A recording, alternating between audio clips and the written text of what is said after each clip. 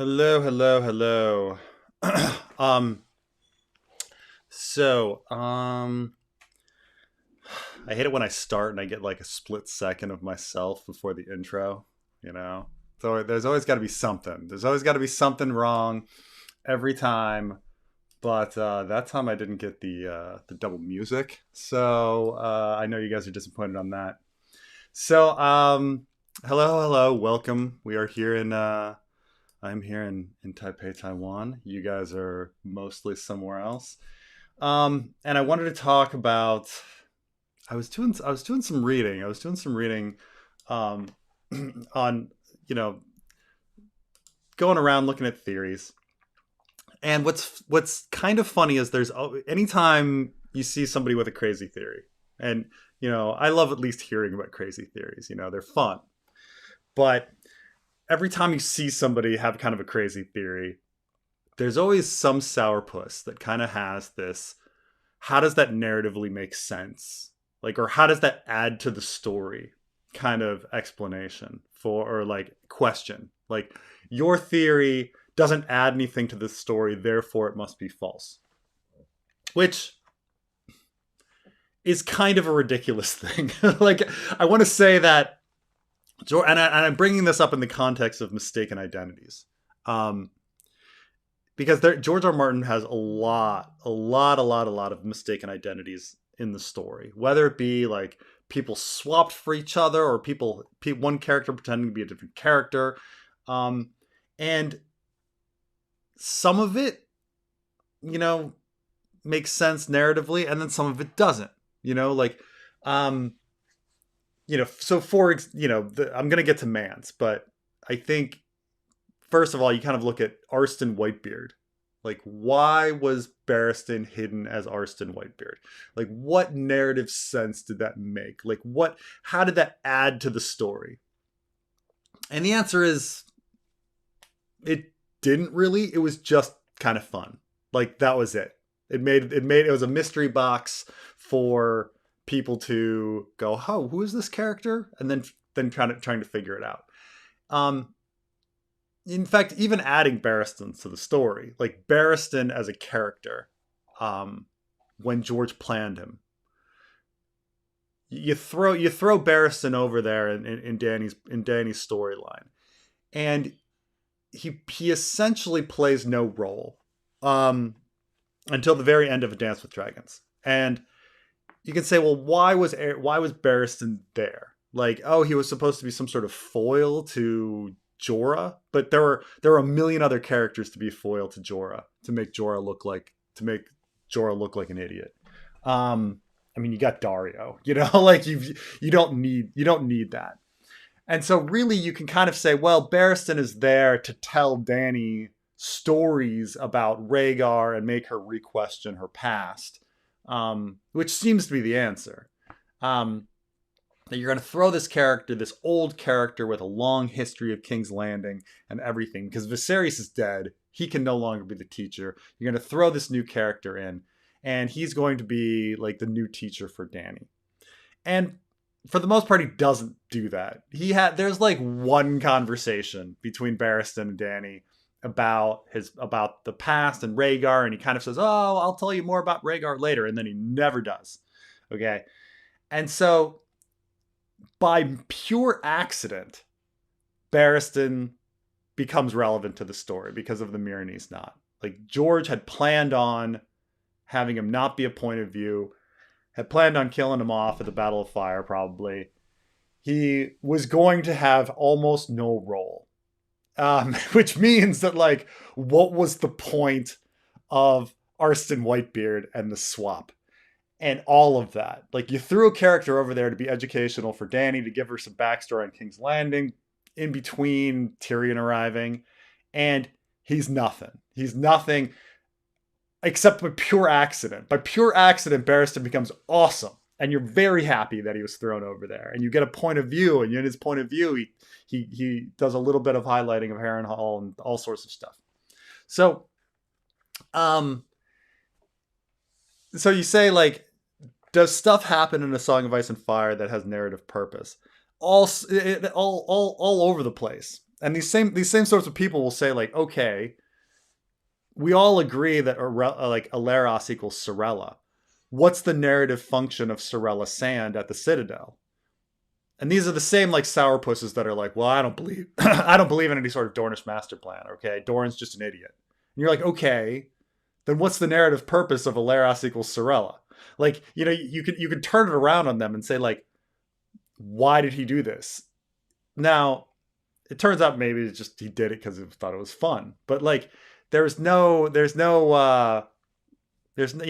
much. Like, there's not much to it. You can always turn it around and be like, well, you must believe that there's a higher Dornish master plan of some sort if you believe that all mistaken identities have narrative purpose. And oh my gosh, like people bring up like, okay, well, what's the point of like Lemoncloak being Richard Lonmouth? I don't know. It doesn't matter. It's just fun. And so, which brings me to Mance. What was the point of bringing Mance back? Because I think with this sourpuss kind of attitude that every mistaken identity, like every moment in the story, must have narrative purpose, despite it's such a ridiculous bar. Because like Mance Rayder, he kind of already served his narrative function, and actually D&D killing him off in the show kind of makes sense, right? He's this king of the wildlings that teaches Jon about like how violating your Night's Watch vow is fine. And tells him a little more about wildling culture and the balance between being a southerner and a wildling and all sorts of stuff. He has that function already, and then he dies. And he doesn't need there doesn't need to be anything more, because Jon is going to be the new leader of the wildlings, like, going forward. So why did Mance like come back as Abel? And you could say, well, maybe you needed motivation for the wildlings to march south with Jon, but you didn't really. Like, the show just kind of said, well, the wildlings felt obligated to Jon because Jon led him through the wall. Yeah, that would have worked. Like, D&D's explanation is fine for it. Like, you didn't need it. So you don't need Mance to be alive. Mance could have died. There was no need for this mistaken identity, narratively speaking.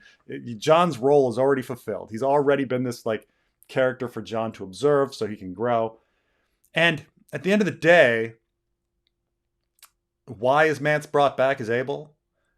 Because it's fucking fun. Like, that's it. Like it's fucking fun to bring back Mance as Abel. Mance being Abel and having that like escape story for Theon. Like, yeah, it could have been anybody doing that escape story, but like, it's so much more fun because Mance is an awesome character and he's a fun character. And this is like a very dark and horrible situation that Theon's in. And it's freaking great to have this fun character like with Theon as he does this like escape. And so it's just like, having a narrative function is like the worst argument that I've ever heard from people, because there's just so many things that have no narrative function that George puts in the story that are just fun. Like, they're just fun.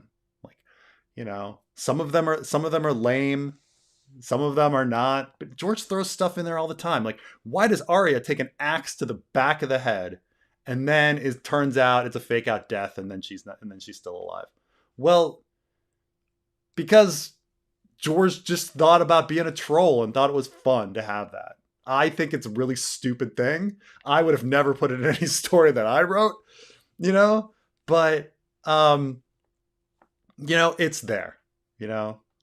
What's the narrative function of Quentin coming back? There's a million narrative functions for him to coming back, but he doesn't need one. It could just be because George thought it was fun. Just like, anything else. Barristan being Artston, Sorella being Loras. Maybe there's narrative function, maybe there's not. Maybe it's just a bunch of people being fun. Do I think Mance is dead now? No, Mance is definitely not dead.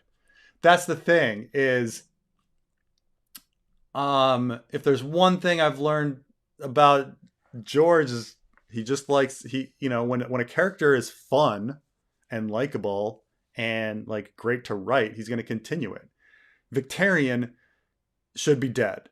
That was the big plan. But if you read the Victorian chapters, you're like, this is really freaking crazy and awesome and cool. And he keeps going. I think it's the same with Barristan. Like Barristan might not die just because he's fun to write. Like you don't want to say goodbye to him at that point. You know, when a character is just like a pain in the butt. The thing is like George has only definitively killed two characters. So it's really hard, like two point of views. You know, he killed Ned and he killed Aerys Oakheart, and that's it. And Ned is, you know, we're in Ned's head, but Ned's not particularly fun, and Aerys Oakheart is certainly not fun. They're just two characters, you know. That's it. So you know, that's the thing is the people forget the fun aspect of it. So when people are like, "Oh, is Mance Rayder?" and all sorts of like things believe, like probably not, but it's, you know, it could be. There's always a could be. George could throw that in. Who knows? Because he's looking for fun. If you could have a one night stand with any female character in the book, who would it be? I mean, I'm just thinking like, is Lady Nim?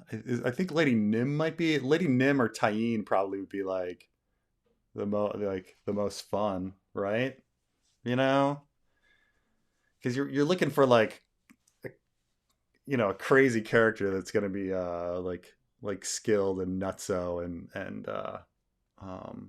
so it's got to be a character like that who knows what they're doing. Um, you know, that's probably the answer. I'm trying to, you know, does anything else work? Does the green grace? You want the green grace? How about uh Anya Wainwood? Anya Anya I mean, why am I even limiting this? Why can't it be Giles Rosby? I mean, pre-dead or post-dead, you know? Can't it be anybody? No, it would have to be somebody like Tyene or Lady Nim. Um, you want to if this is the big thing is, you know, um, crazy people are not great to date, but crazy people can be fun in short-term situations. Hey Preston, big fan, long time, first time. Any thoughts on the fandom's idea of Jon Snow being a size 12 in men's shoe? It's heated debate amongst YouTubers, and I wanted your thoughts on it. That's interesting. My feet are 12s, but you know, Jon is actually Tywin. That's the theory I'm looking on. Man, I'm just trying to think how that would work. Like you'd need some time travel. Could Jon is warging, like time travel warging back in time to become Tywin? That's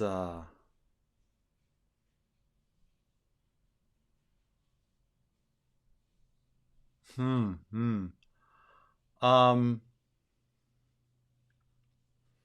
the triple bluff. What if it's Mance that was executed and actually Mance and the glamour on metal shirt in Mel's chapter?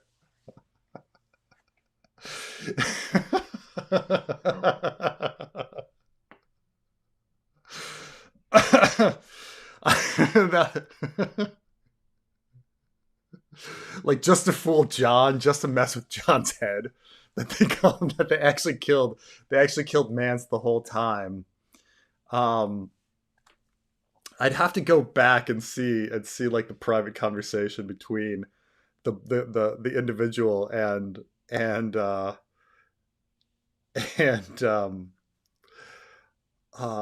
and Rattleshirt Mance to see if that would happen. Though that's a very funny idea that it's Rattleshirt the whole time. I mean, I guess Mance says some weird stuff in the cage if it's actually him, but it's not nonetheless. That's a funny that's a funny idea. Um, when we get a new theory video from Preston, I've been backed up on with a lot of other videos. Just you know, uh, overanalyzing and the fanfic and working on um, editing Dreams of Ghosts and Indians and things like this. But I don't know. I do have the theory video on Daemon the Hero, which is slowly working, but we'll get to that. Can you please write Loras is alive and just deceiving Cersei? I mean, that's my impression that Loras is alive. Like when you read that, like when you read that chapter with um, Arain Waters and Cersei, it all just kind of is very weird, right? Um, he just says all these weird things like that don't really fit with what's already been established. I'm trying to think. Let me bring up really.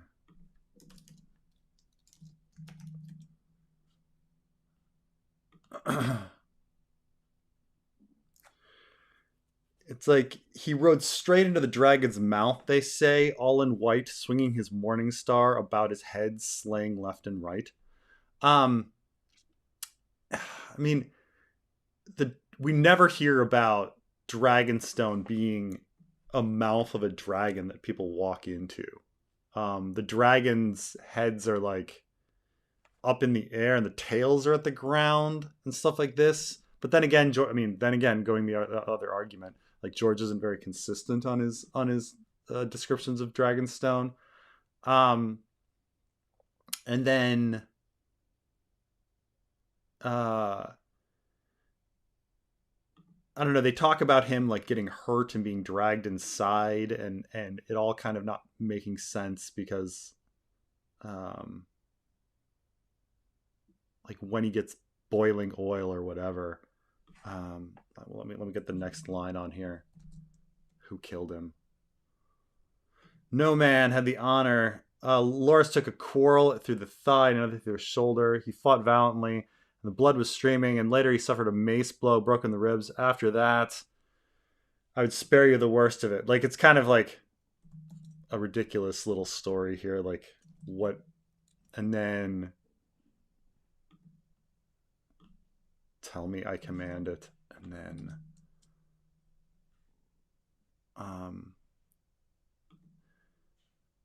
the defenders fell back to the inner keep once the curtain was taken. Loras led the attack there. He was doused in boiling oil. Like,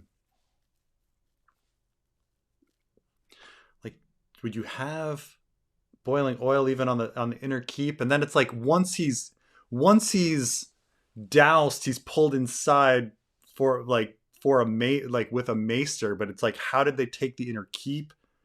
Why would he be brought inside? There's a lot of just weirdness going on. So I'm taking, I always assume that Loras is alive and that the whole story is bull.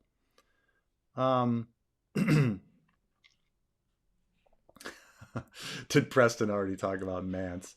I mean, there's more to talk about Mance, but I was just talking about Mance's function and his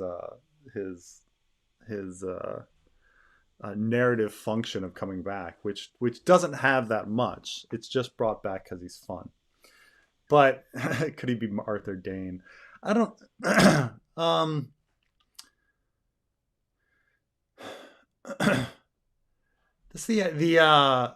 From what we hear about Arthur Dayne, he doesn't seem as much fun as Mance Rayder.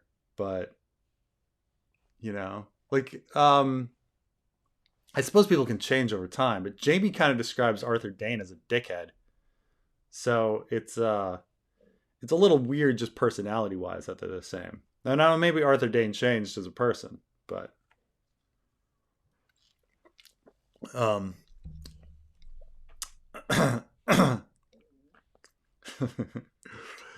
Best free city to raise a family in. You definitely don't want to raise anybody in a slave hole.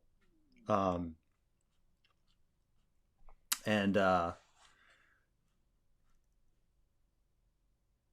so I guess it's got to be like I guess you got to go with Bravos or Lorath or something, you know, because you don't want to raise family around a bunch of slaves. Then again, cheap daycare. So maybe, huh? Yeah, maybe. You know, you probably want some place that doesn't have that much. I'm gonna say Cohor. Cohor is probably the best. I'm just saying because like you want a place, so you don't want to raise a kid around. Um, I mean, there's cheap labor everywhere. I suppose in Ice and Fire, so you don't have to worry about it. So I guess daycare is fine. Paying for daycare. You don't want to have your kid like any place where there might be pirates. So I'm thinking that Lice, Tyrosh, Mirror out. You know, there's always disputed land war and stuff going on. Um, but at the same time, Bravos is probably not that fun with all the faceless men running around. I think Cohor might be the best. I mean, you're in the middle of the woods, right? And you can kind of have your kid like have fun, climbing trees. Um, I don't know if they get Dothraki raids more, but it seems like a nice place. Wooded. I wouldn't want to do Norvos because they're like religious zealots, but like I think Cohor might be the best place. Um, good place. Good place to any new points of view characters for the fanfic? No, except for like um prologues and epilogues. I'm actually like dealing with this like thoughts because I've been again working on Barristan chapter a little bit, and um the question of like killing Barristan like is it's probably what George planned. It happened in the show, but at the same time, like Barristan is such a useful device. He's an interesting character. He has this long history. He can tell us about things like Harrenhal and the Mad King and the War of the Nine Penny Kings. He has all this knowledge that he can plop into the story. And in that sense, he's very unique because all the other characters are really young. I'm trying to think like the next, besides Mel, where we don't really know her age, Davos. But Davos, what does he know? He's not like he wasn't in the thick of things. So we're left with some very young characters at this point. I mean, Jaime and Cersei being the next oldest, and they're in their mid 30s. So you kind of like Barristan. I mean, I suppose Victarion and Aeron. I guess we don't really know how old they are, but Barristan is just so useful in an explanation sense. But anyway, so I don't think so. Um, Mance Rayder is a big house with a red door equals Mansion Raider, red door, Mansion Raider, um, red door, Mansion Raider. I mean, I don't know where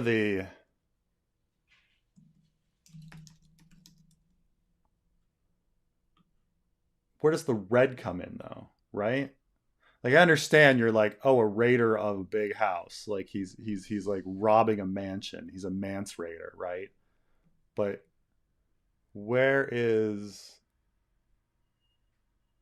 the where does the red come from? Like he's like a marauder or something, an attacker. Um,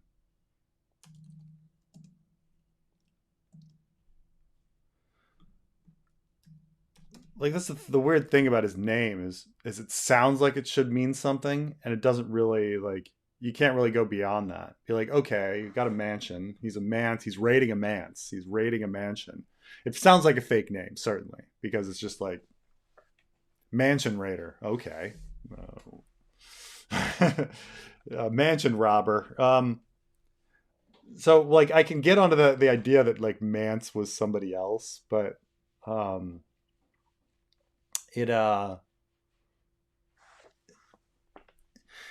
don't know about the characters that he's always associated with, because like the two characters that people think might be Mance Rayder is like, okay, he's either Rhaegar or is Gerald Hightower or somebody. This is the theory here. But Mance is really fun, and every description we have of our of Rhaegar is that he's a sad sack, and Arthur Dayne, I mean, Hightower, that he's a sourpuss. Like there's nothing fun about those characters, and there's not like even a hint that these characters could be fun at all. Well, Mance Rayder is freaking fun. And so that's kind of the big switch, because I'm trying to think of like other hidden characters. Like Abel does not have a different personality than Mance. Now, granted, there's not that much time, but Arstan Whitebeard is not that different from Barristan. So it's like it's not just like an identity thing. It's like the character changing. Like at least when people said like Dario and Euron were the same character, you know, those you can see those two characters being the same because they're both like dangerous nutballs, right? But then you're getting to like, I'm going to take a character who has a completely different personality, who's in a completely different time period and completely different location, and we're going to say they're the same. Well, what's the hint? What's the connection? Like at what point? Like it's sort of like as Carmine was saying, like Jon and Tywin. Okay, like Jon and Tywin's personalities are so fundamentally different. What's the connection between them?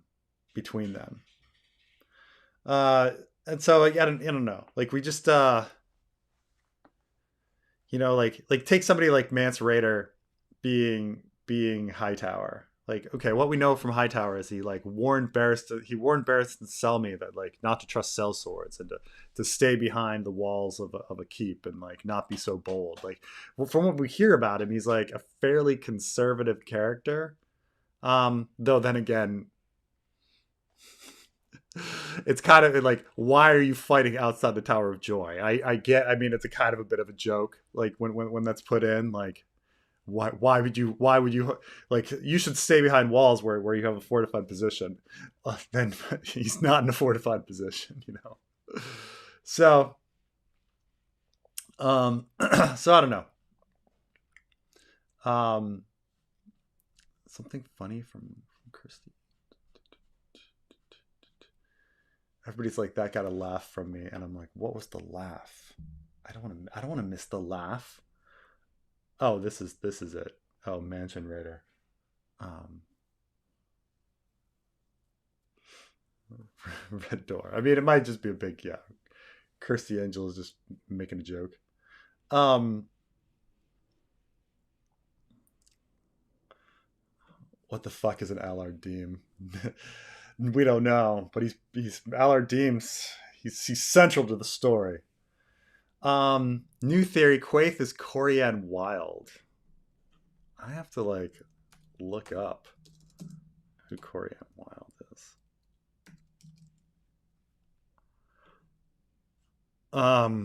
All right. Corianne Wild was a noblewoman from House Wild during the reign of Jaehaerys the First. Oh, right. She's from Fire and Blood. Um, she was summoned to King's Landing. Okay. Um, her lover was a handsome boy her own age, and according to the Maester, he was gelded and sent to the wall, and Corianne was confined to her chambers. Oh, because she had sex with the dude, for the stable man. And then she gave birth to a bastard son who was sent away to Storm's End and fostered. And then um, oh, I see. So a bunch of books about her, based on her with erotica. appeared, and um, well, I suppose she disappeared. Wait, so she disappears. Illian eloped and married Sir Howard Bullock, younger son of Dragonstone's garrison. The rest, of course, and then she went to Pentos and the disputed lands. I see, I see. So she's essentially just this like crazy woman that has adventures and is quite wild. And so she could be Quaithe. She would be like 170 years old. No, scratch that. 270 years old by the time the story comes. So, um, uh, that's true. Um, those mazes seem fun. It's true that you could send in the we're talking about like best free city to raise kids. That the mazes would be fun for the kids. Um, I guess I brought my son to a corn maze, or to a hedge maze, to thinking he would like it. Maybe he's too young for it, but um, you know, but but uh, but I guess the mazes there would be all right. You don't want your kid to get lost, though, right? So no place where you can be mistaken and just scooped off into slavery. Yeah, I don't know if there's any good place to raise kids. I mean, I suppose like raising your kids near the water gardens is pretty nice because you've got free like entertainment. Like any day, you're just like take the kids to the pool, take the kids to the pool.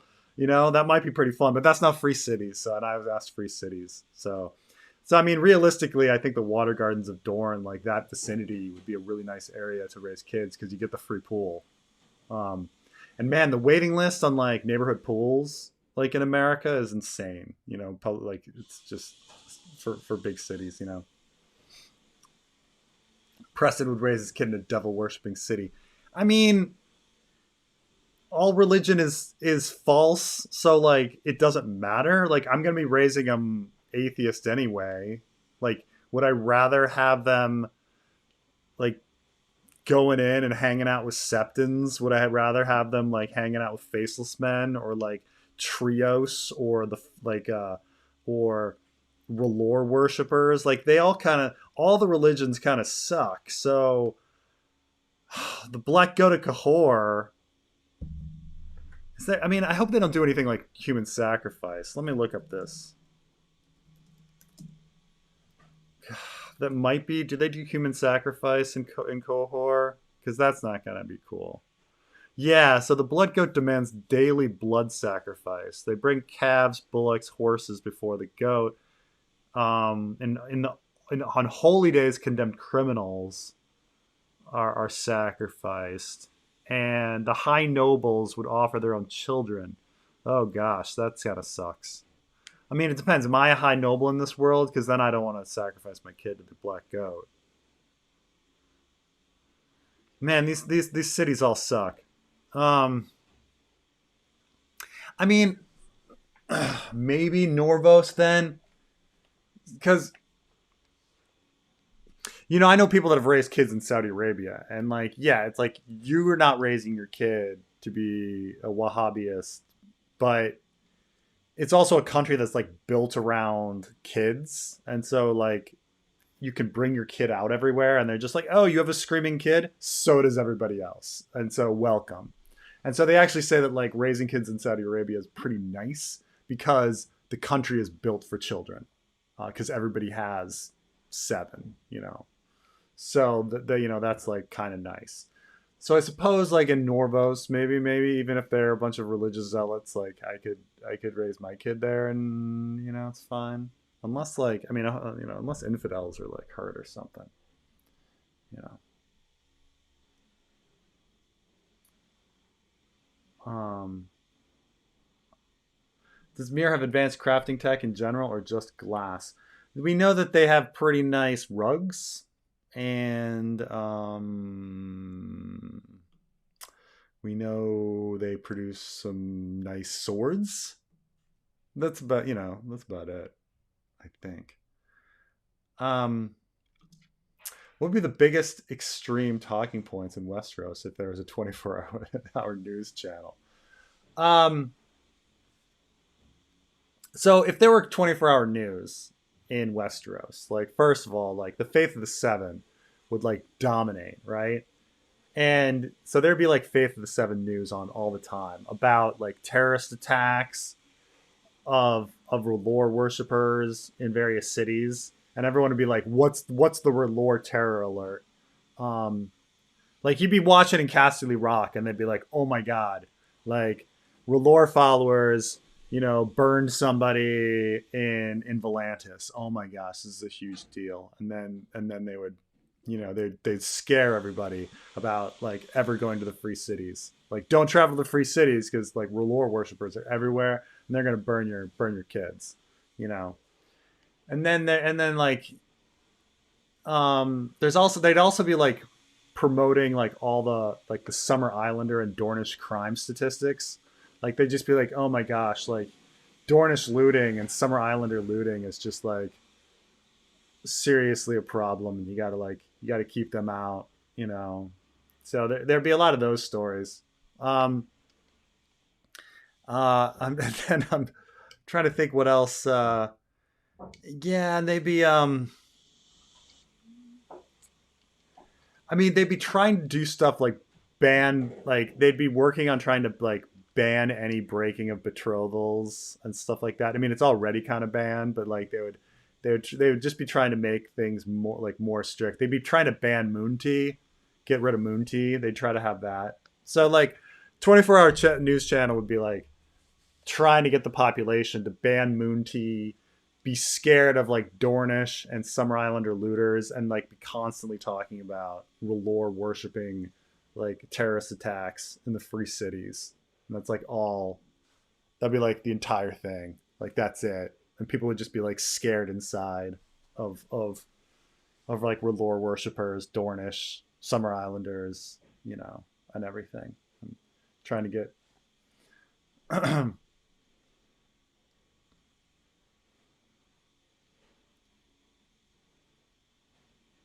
um what is I don't know why this character keeps posting Brazil milk glasses milk Brazil. Um, I don't know if that's spam. Red door is the red lacquered mask of Quaithe. Yeah, I mean, I think there's perhaps some sort of like parallel there. I think I did that with the fanfic, right? I think that's in the Daenerys fanfic chapter that she like sees the red door and the red mask, and they're kind of one and the same.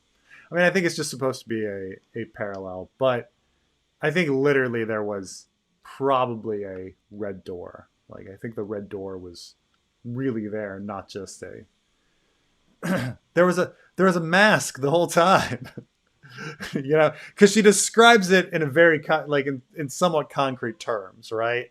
There was this house with a lemon tree and a red door, and it's a little weird when it's like there was this house with a lemon tree. Oh, and I was actually a floating red mask, like visiting my dreams, like haunting me. It'd be a little. So I mean, I definitely think you're right that there's like a parallel, like at some point we're gonna have like this visual thing that she was being watched, but at the same time I don't know if the door, like, I do think there was a literal red door. Um, what do you make of Mance calling for the Greatsword against Jon? He hadn't had one his whole series, but relishes for a moment when he first picks one up. Um,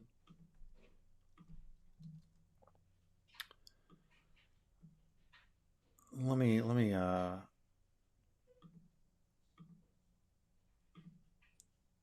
get this because I vaguely remember what you're talking about like sword types. And you talk about like does this happen before they battle or something? Does he get a sword? Um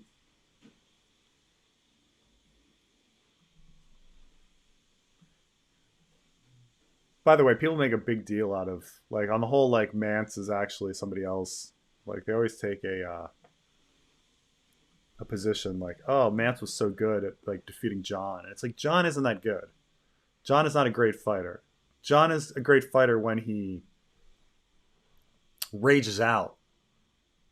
You know, when he hulks out, Jon is a great fighter. But Jon, like normally, is just he's not considered a great fighter. He's just fine. He's good.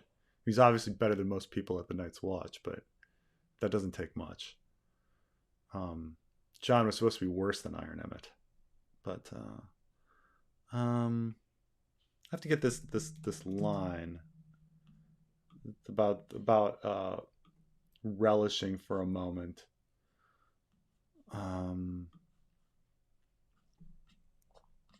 Let me see here, or which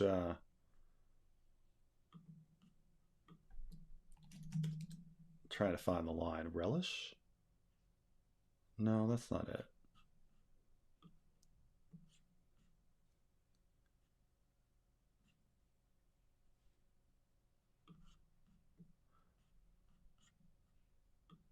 Right, or is this does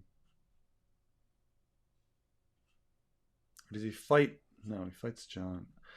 If the Jack, if you could like send me the exact quote so I can take a look at it. All right, Porco. This is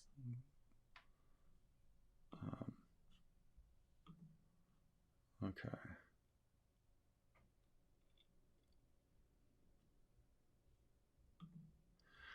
If time traveling Bran is collecting if time traveling Bran is collecting moving capable people into specific places or roles, maybe using Arthur Dayne to bring the wildlings south fits time traveling Bran's agenda. It seems similar to what happened with KWB. KWB. I'm not sure.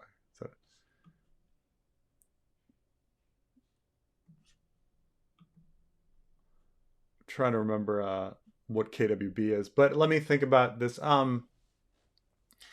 Yeah, I mean, I suppose like the thing is like any the problem with like brand plans at all generally, and you can keep in mind that like I am more or less a believer in time traveling brand plans at all, but at least from a time traveling brand plans at all from the moment of Bran's birth on.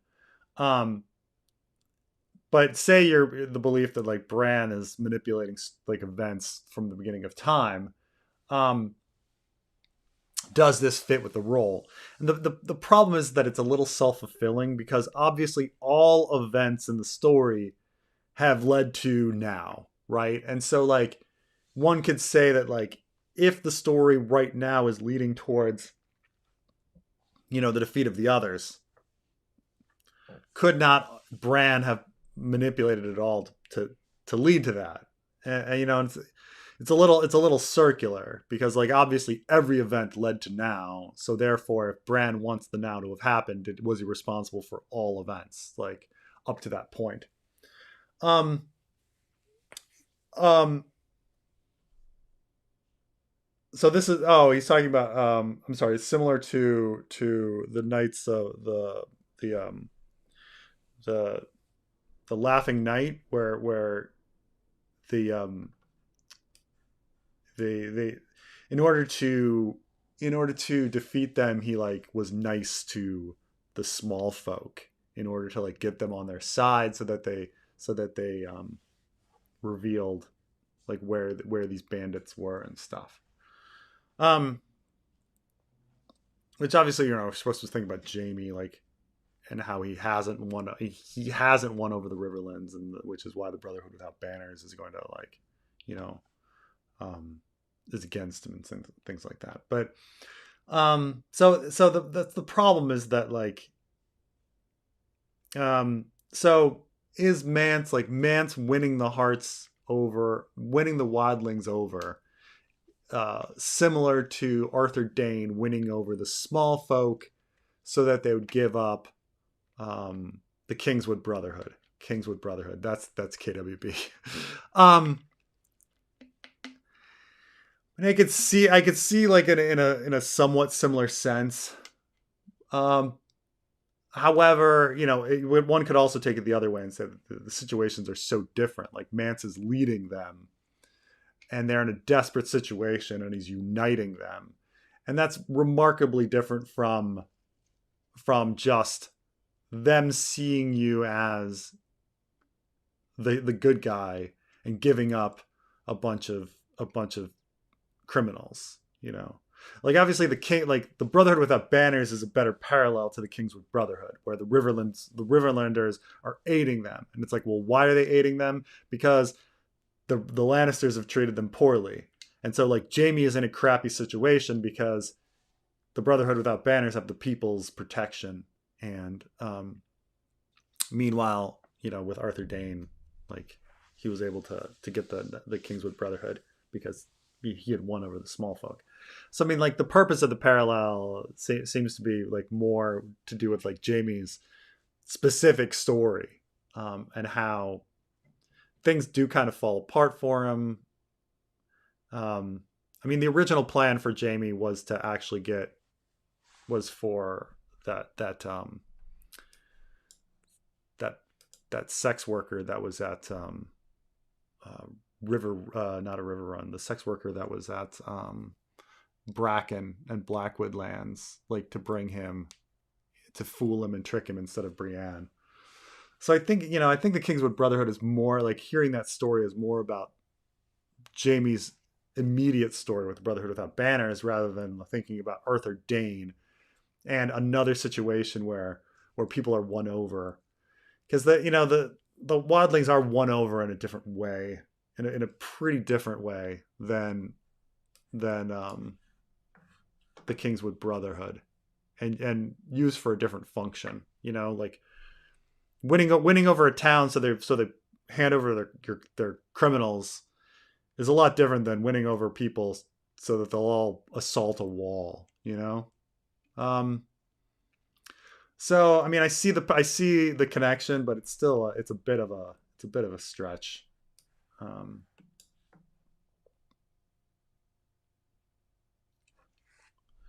um, I have an interesting one here. Hold on a second. Oh, okay.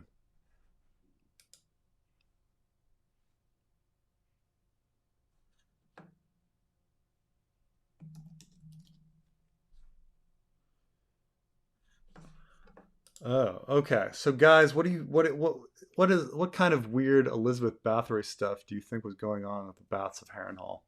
Um, so what Skylar is talking about here is there was a woman in history who was she was a Hungarian noblewoman who was allegedly a serial killer who would grab children and take their blood and bathe and kill them, and then bathe in them and virgins and whatever in order to retain her youth. And that some people think that Elizabeth Bathory's story like inspired Dracula. Now, very very similar. Perhaps George was thinking of the same thing, but obviously with Harrenhal being associated with bats and Danelle Lodston, like taking the blood and bathing in it and all of that. The idea is that this noblewoman was similar. And Harrenhal is of course this like connection to bats. Like Winterfell is the werewolf location. Harrenhal is the vampire location. The idea is that like werewolves and vampires are perhaps the same thing, or at least united in the marriage of Catelyn and Ned and things like that. And did any of this actually happen? Did Danelle Austin actually do any of that? Who knows? But I think one of the funny things about that is the baths themselves. I think that when Jon is at the wall, he sits in a bath and he kind of has a vision, and there are baths at Winterfell in front of the werewood, And when Jaime and Brienne are in those baths, like weird stuff happens to them, and Brienne thinks about those baths when she's taking a bath during her story. Like there's a lot of like weird stuff taking place with baths in general in the story. And my theory on it is the the uh,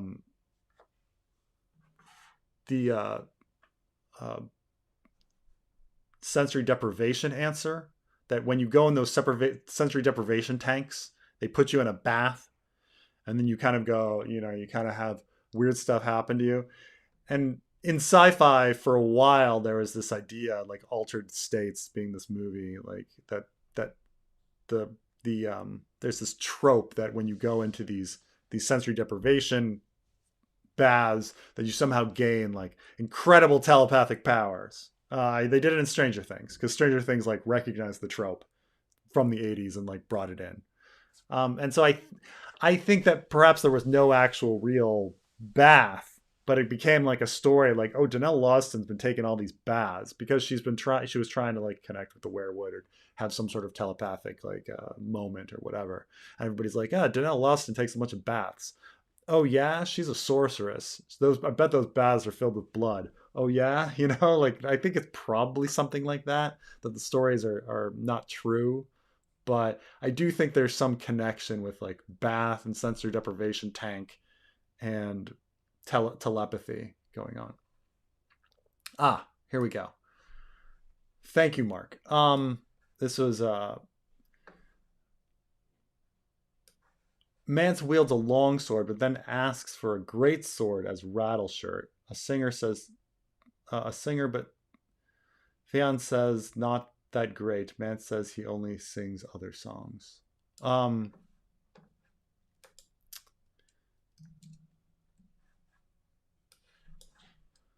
think the thing that got me, that made me miss all of this, is that greatsword is one word, and I was searching for two.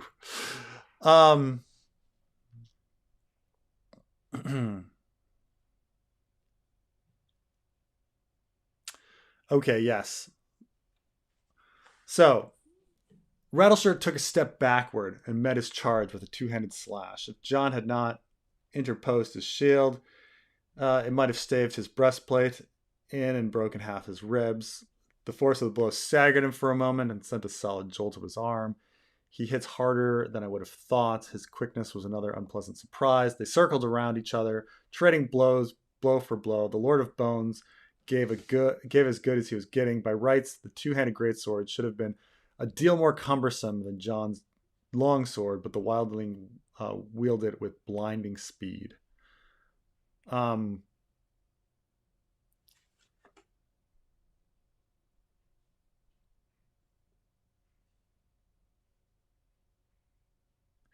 Now,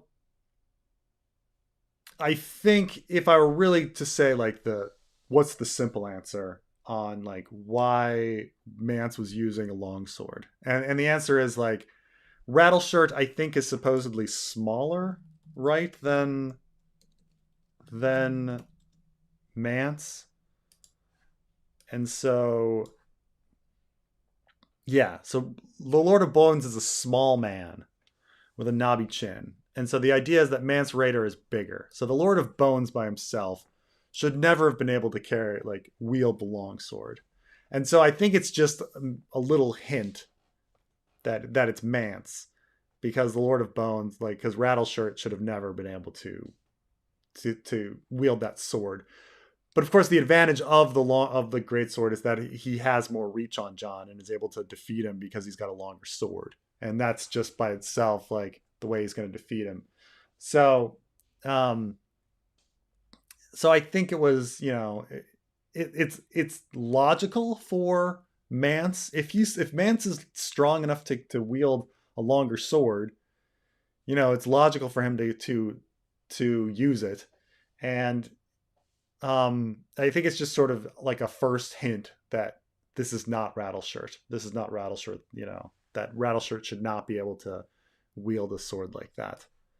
And so, yeah, there's a mistaken identity aspect to it, but the I don't necessarily think it's another mistaken identity of him being uh, anything else. Like him being, him, that it being insisted that he's somehow Hightower. Um, Let me see here. Let me see what else we have with the Greatsword.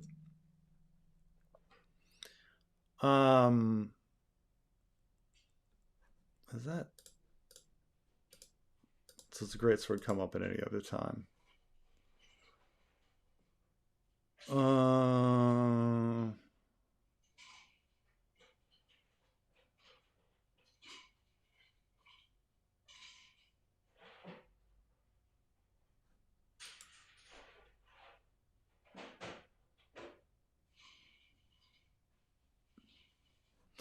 yeah. So we go back to like John 1, and we have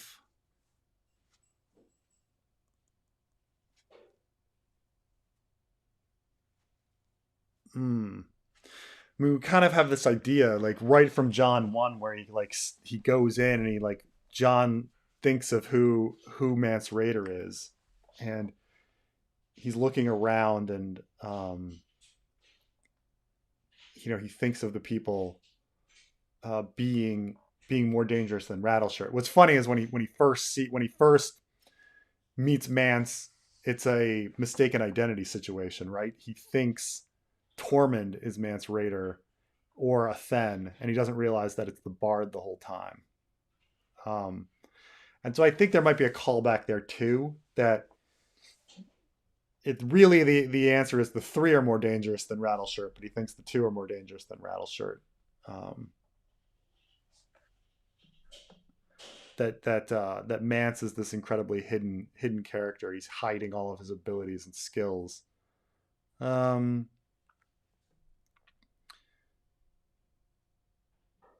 but yeah, Mance never really you never really see him with the sword and being a badass until that point. So I don't know. I mean, I think it's just a kind of clue at the time, but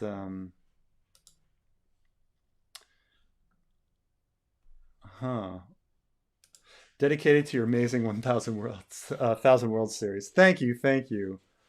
That took a long time. It was fun though. But going through the 1,000 Worlds was um was something that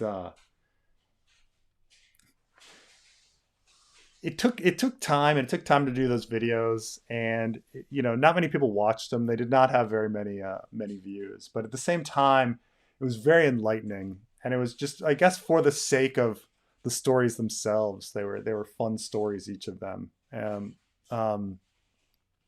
and got me to kind of see how George writes, and understand his writing style, because I do think that so many people still approach Ice and Fire from the perspective of uh, of other fantasy.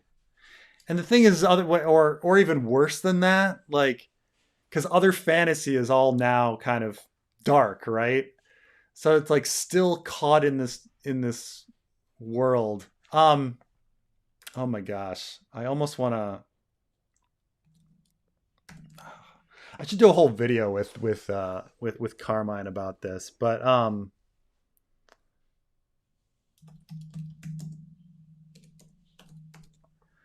because like way back in the day, just like all the R plus L equals J, um, uh, like threads, and they were ridiculous. They were all ridiculous about like, oh, like what will the like. I honestly once read a thread, like, because they did R plus L equals J like version 100, version 102. Like every week there's a new one. And somebody would always start out going Hodor, and it was the same joke every time, and then they would all laugh, and then they'd get like a few comments about how Jon was super special. And I remember one of them, it just hit me, it struck me as so bad. It was like, what will the green men on the Isle of Faces, how will they treat Jon? You know, and everyone was like, type. Oh, they're going to welcome him because they know that he's going to like fulfill destiny and like help save the world and da da da. And you're just like, what are you fucking what crazy extrapolation are you going on like that? Like you know nothing. Like you're assuming Jon is like the prophecy baby who's going to save the world, and that like they would be on board with this. It's just like so up its own butt of like of classics fantasy, and like reading a single Thousand World story um, lets you know how George R. R. Martin ends stories, and they're almost all fucking sad, right?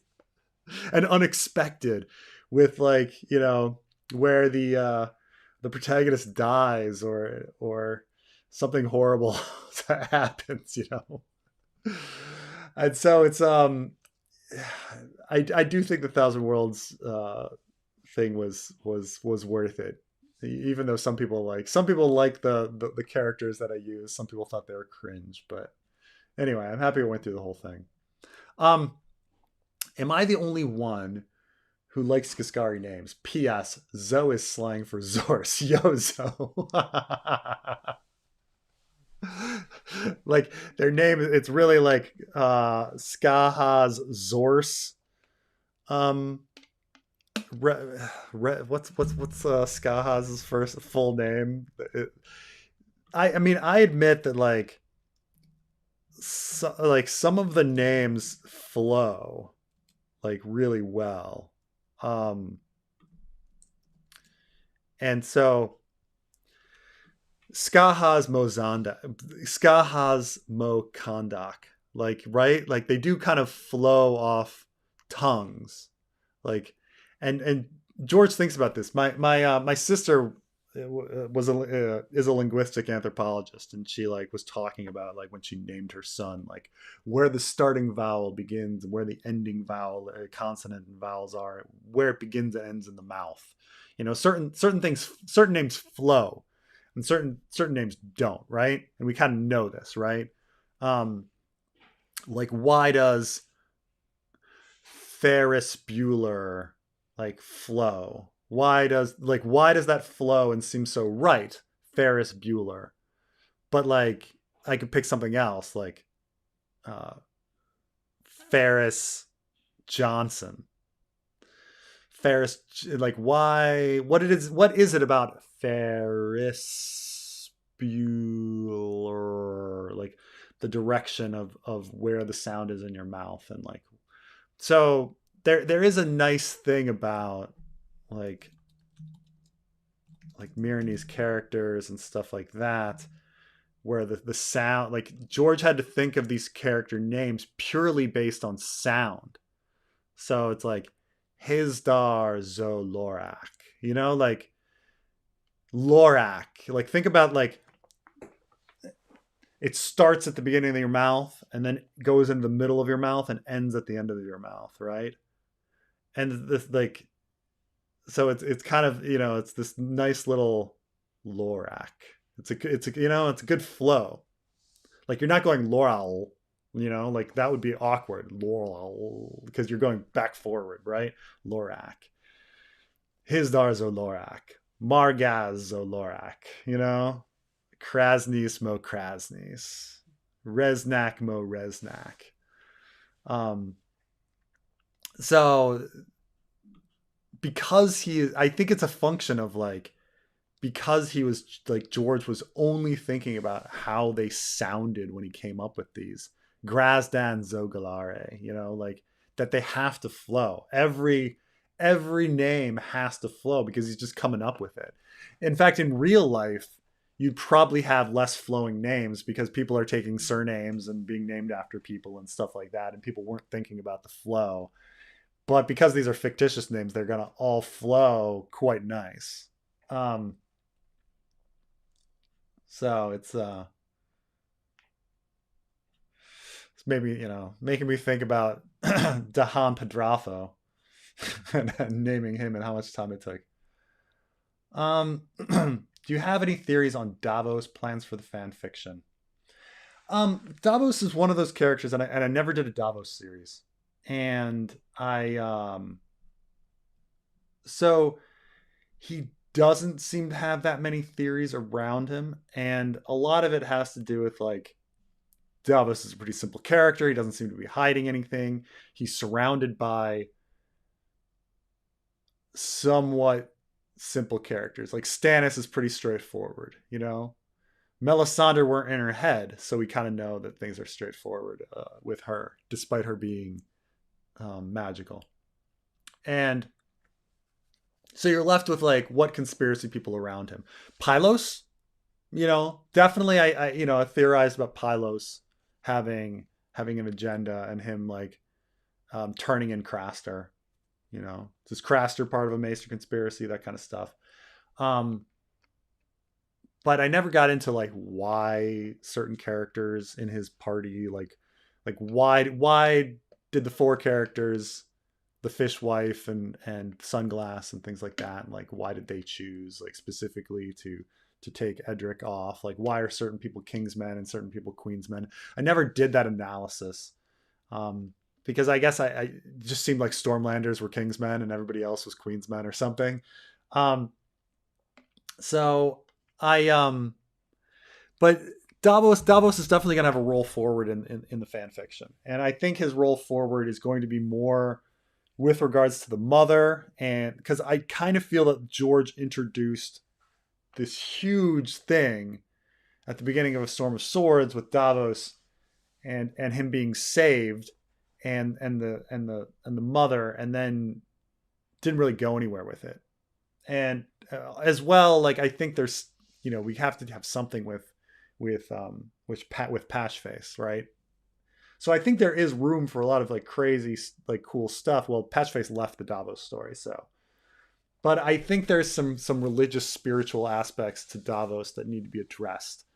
And I think it's going to be a cool story of him on Skagos and stuff like that, and him coming back and what's going, So we just have to figure out what that is. But there's going to be there's a lot of cool playgrounds, sandboxes to play with Davos. There are, because you get Skagos, you get Rickon, you've got you've got you've got like trying to explain like the religiosity of Davos, and you get a bit of like the funness of the politics of the North. So there's a lot of fun to be had with Davos going forward. He's but we'll see. He's one of those characters I've put the least amount of thought into. So he's tougher. I received a submission, about Davos as well that included LRD and all sorts of other stuff. So we'll see about what ideas could be in there, because it's all in the same area. So we'll see.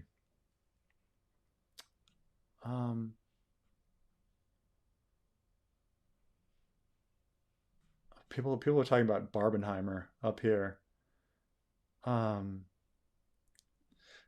What's funny is like Carmen's like, oh yeah, I went to see it. I know you pirated both movies, like, and so that you didn't go to the theater, but you pirated both movies. um, I think it's interesting that that so much media hype went into Barbenheimer. It was sort of like this last hurrah, because they know like with the strike, everything's fallen off, and they had so many failures so far that they're like, crap, we've had so many failures with these big movies. We've got to go all in with Barbie and Oppenheimer. Um, though, I mean, I've only seen previews, but I do wonder if the weird thing about Barbie, I'm gonna say right from the beginning, is why the fuck Will Ferrell is in that movie. Like he doesn't seem like he should be in the movie. Um, right? Because you've got this like deadpan ridiculousness of Barbie, and then she's going to the real world. So what's Will Ferrell's role? I could see him ruining the movie, and I haven't even seen the movie, but just based on the previews, I'm just like, okay, you've got the fucking deadpan, like Barbie is crazy kind of world, going with like heading into the real world, and that's the class of the movie. Why is Will Ferrell in the movie? He does. He does. He. Should, I'm calling it from the beginning. I haven't even seen it, but I'm calling it that Will Ferrell is going to ruin that movie and does not fit in it. I haven't even seen it. So George has Gildane. Elio Linda have Yandel. What are your and Carmine's maester names? The fanfic should be the Doldrum Brotherhood because no wins. Um, huh. I mean, I think have we invented. I mean, we've invented some. I think I've invented some maester names, but I mean, obviously, Maester Walder was invented, but and I think there's one. We invented a maester name for the Appendix of Feathers. Um, so maesters have been invented, but I never thought um, about self identification with one of them, though. Though I think Maester I may just be Maester Walder, you know. Um, so I don't know if I mean he's not even an Archmaester. Is Yandel an Archmaester? Or is Yandel just a regular Maester?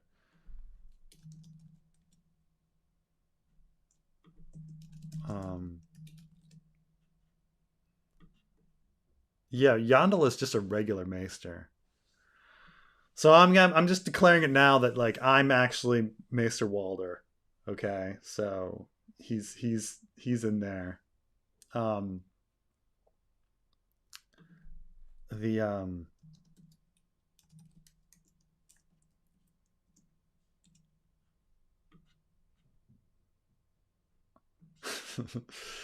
fanfic team should be the Doldrum Brotherhood because no wins. Oh, because they're super depressed.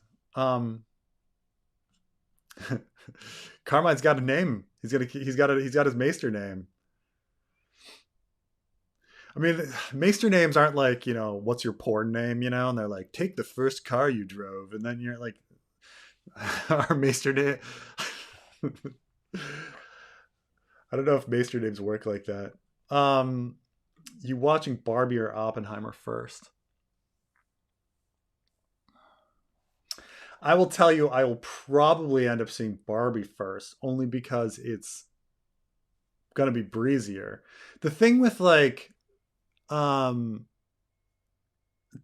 the thing with Nolan films is I have to be like ready. Like that it's gonna be work, right? You know that Nolan is gonna be work. You gotta have the time to be like, all right, I got my fucking 3.5 hours, and I'm gonna fucking sit down and like enjoy this movie, and that that's gonna be tough. Like, because it's also tough because it's like I'm not gonna watch these movies without my wife, and so like both of us have to have a period of where we're like where we've put the kids to bed and we're not too exhausted and we want to sit down and watch 3.5 3 hours something, and like that's going to be hard because we know it's going to be an exhausting movie. There's so many things like I watch with my wife because we know like, well, that's easy. Oh, it's only 25 minutes. Oh, okay. Like when you after you've put your kids to bed at the end of the evening, you're just like, "Oh my god, I'm ready to collapse." Like no one's like, "Oh god, let's put on Tenet." Like, "Oh god." Like that'd be brutal. Be brutal. So you end up watching a lot shorter things that are more fun, things that are lighter because it's just so much work. So yeah, definitely gonna watch Barbie. I wondered, does Oppenheimer? I'm wondering, I don't know. Oppenheimer should have some sort of film like playfulness to it, right? Like he always like Nolan does that with most of his movies, right? Like whether it be um, the idea of going Inception being this idea, or Tenet going backwards in time, or Memento being snippets in time, or there's always something that he's doing visually with his movies. Um, it's almost like the Dark Knight is like the least creative of of them or something. But I'm definitely watching Barbie first. Thank you, Guerrero. Thank you. I'll look out for anything from you.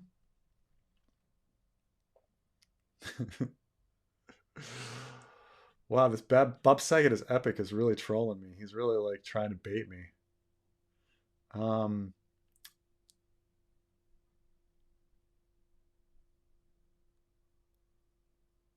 um, do you think Jeor Mormont would have brought the wildlings beyond the wall? Um, and could he get it done? Or through the wall? Um,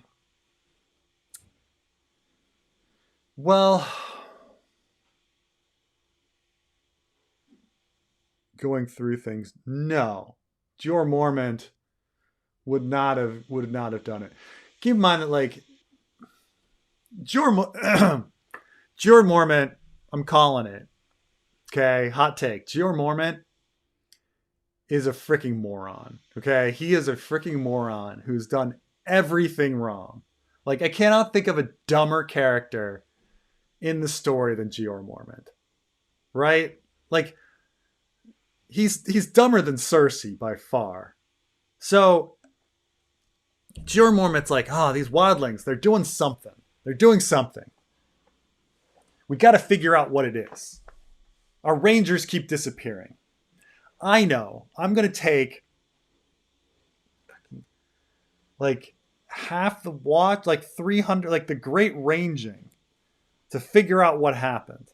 However, like, how does taking 300 people, whatever, because 200 people from Castle Black, 100 people from the Shadow Tower, how does that work as a fact finding mission?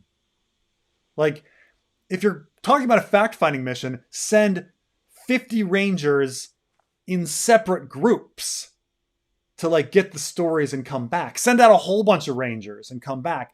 How does going on with 300 people all at once achieve your objective of fact finding? Like, do we do this in any other situation? Like, imagine you're like, oh man, we need to figure out what's going on, you know, in behind, you know, behind the front lines of the enemy. Let's take the entire army and like march it in there to see what's going on. Most of them are just sitting at camp, right? Like it doesn't effectively do anything. Jeor Mormont's like plan is ridiculously dumb.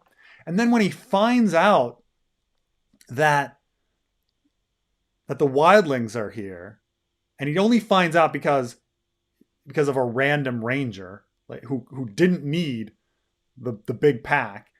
He only finds out because of a random ranger like spots Mance Rayder.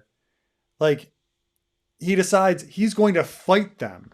He's going to fight 100,000 wildlings with his 300 people because he's like, oh, I'm on top of a hill. Like you're gonna get murdered. Like at the beginning of A Storm of Swords, like Chet is totally right. Like they should have had a mutiny. Like he is so dumb. Jeor Mormont's an idiot. Like what are you doing? Like you think your 300 people on a hilltop is going to defeat 100,000 people? Like you're so stupid. You're so stupid. Jeor Mormont is an idiot. He is so dumb. And so when people ask questions like, isn't it really weird that Jeor Mormont gave a Valyrian steel sword to Jon Snow? I understand plot-wise, we need to have Jon Snow have a Valyrian steel sword, but this is your family heirloom of like that's been passed down hundreds, if not thousands of years. You're just gonna hand it to some kid at the wall that you've known a few months? Like, what's going on in your head? And the answer is Jeor's an idiot. Jeor is a senile freaking idiot, and nothing makes sense with him. He's so dumb. And so when I say like, would Jeor like have let the wildlings through the wall? Like, could he have gotten it done? I have no idea. Maybe he would have let him through the wall, and he would have somehow screwed it up. He would have he would, because he's the dumbest character in the story. Like he is beyond no character. I cannot think of a character as dumb as Jeor Mormont. Like, because people are like, oh, Balon Greyjoy, what an idiot, thinking he could conquer the North. Yeah, I think it's a pretty bad plan. I think Balon Greyjoy was pretty bad. Some people are like, oh, Dora Martell with his send Quentin to Slaver's Bay plan. That's pretty dumb. If that's his plan, yeah, it's a pretty dumb plan. Nothing is dumber than Jeor Mormont's actions in A Clash of Kings and A Storm of Swords. He is so dumb. So dumb.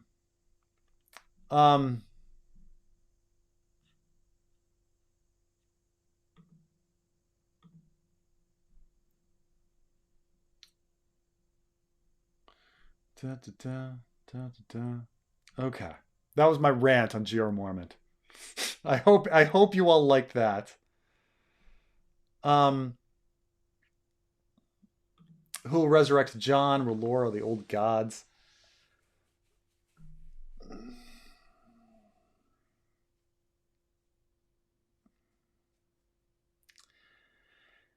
I mean, I think if it's some sort of I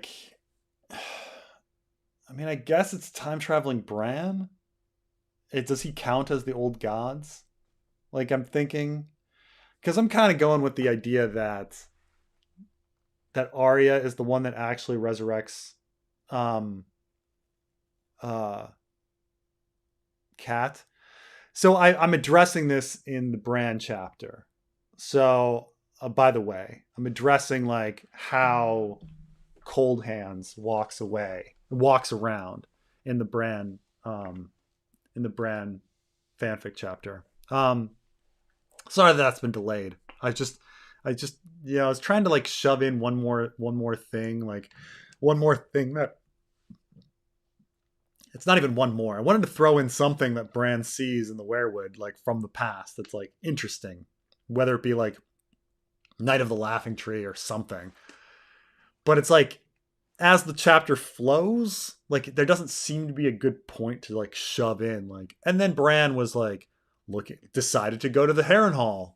Why would his when he goes back and he sees all the stuff at Winterfell, he misses Winterfell and he wants to see his father and he's a reason to do that. So it's hard for me to come up with a reason why Bran would want to be looking at Harrenhal and going into the past at Harrenhal and would stumble upon something interesting, So it's I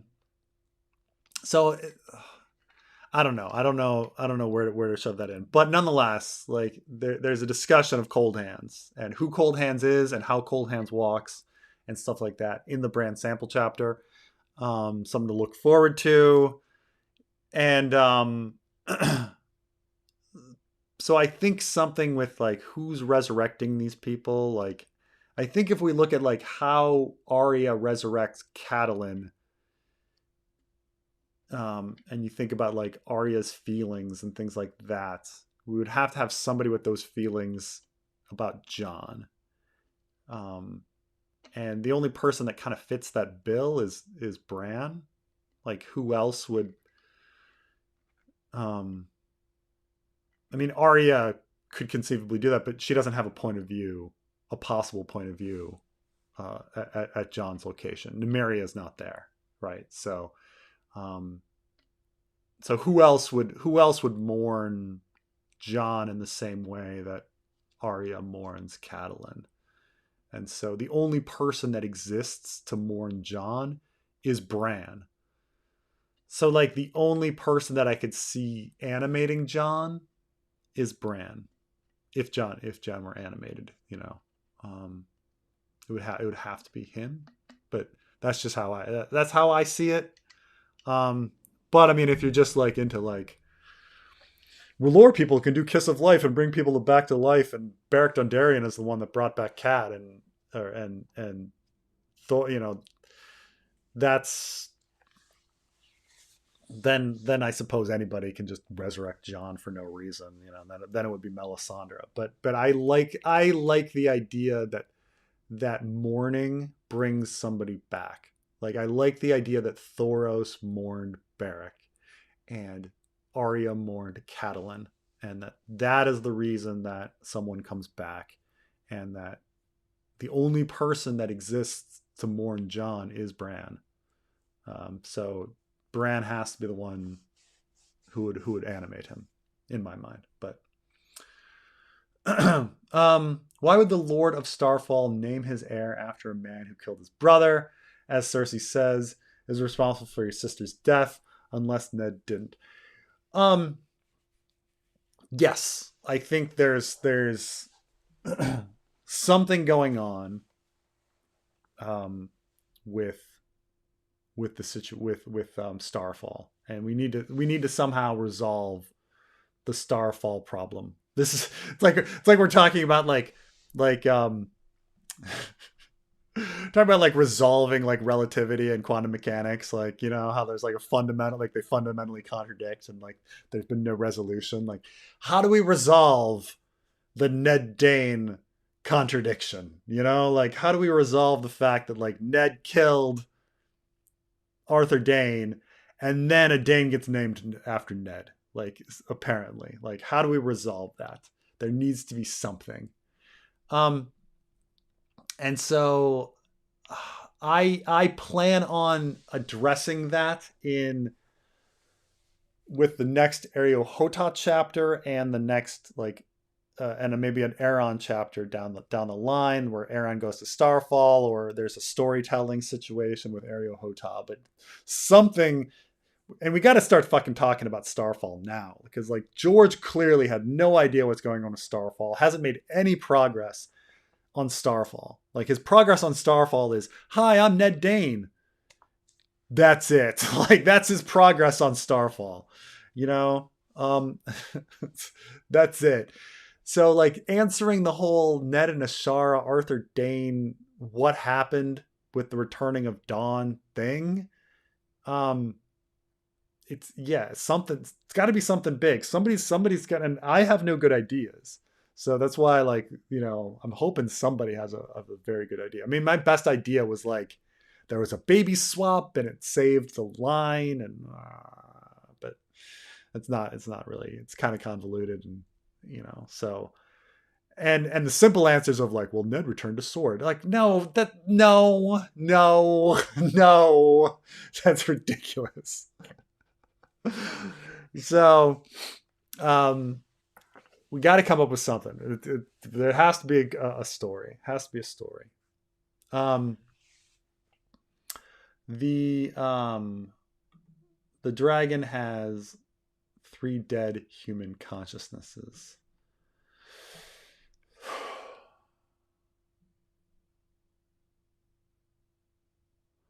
Possibly. This is interesting. An interesting notion, though. Because if the werewood collects... Oh my gosh. This is something no one ever talks about, but must exist, right? Like, so we know that the werewood net, like, has a collection of consciousnesses. And we know that, like, within Arel's eagle was the remnant of Arel.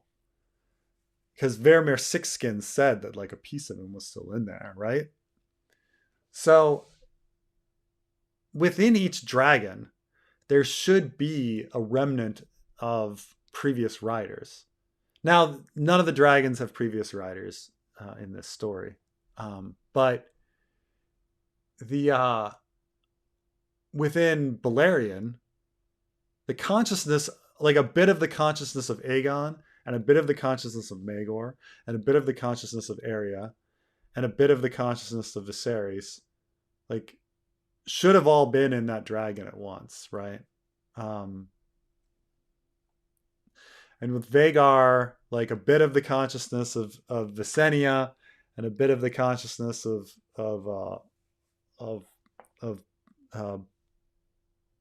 Balon, and a bit of the consciousness of Lena, and a bit of the consciousness of Aemond should all be in that dragon, right? At some point.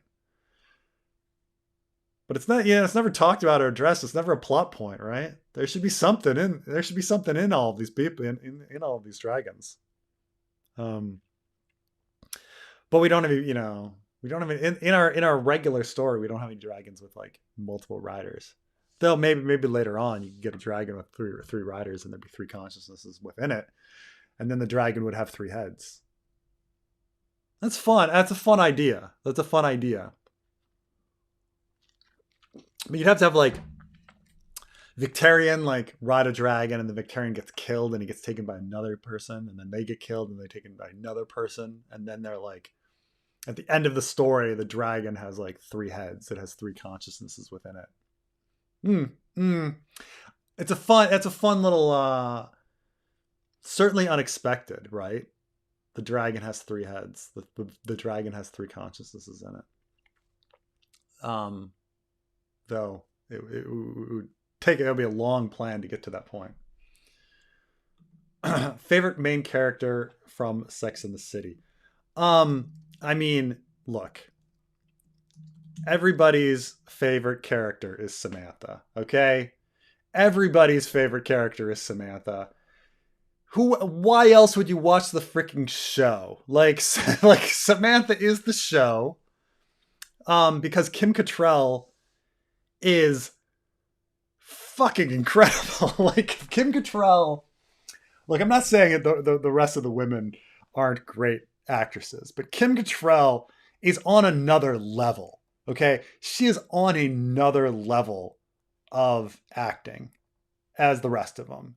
Kim Cattrall is one of the greatest American actors of all time, and she's never been given the credit like that she deserves. Like you take Kim Cattrall, take Samantha, right? And then go and watch Star Trek 6. Right? And think about those two characters and how much, by the way, like, in case you guys, don't remember, okay?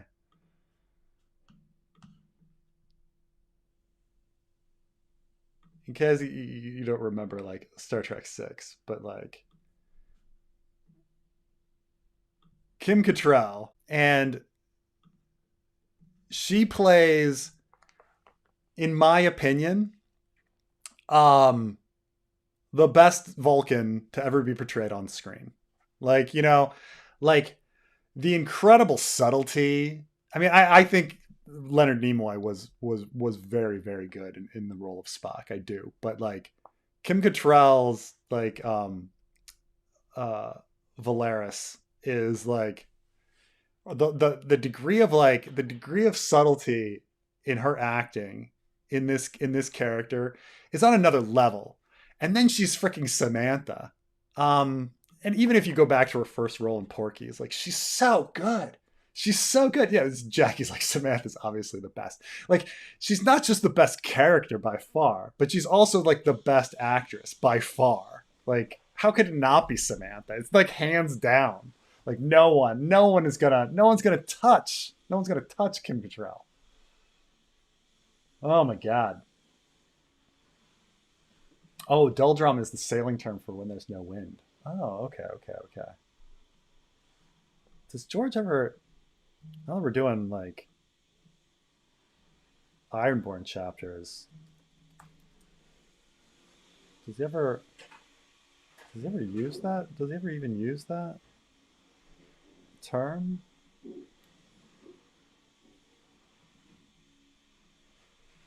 doesn't. He does.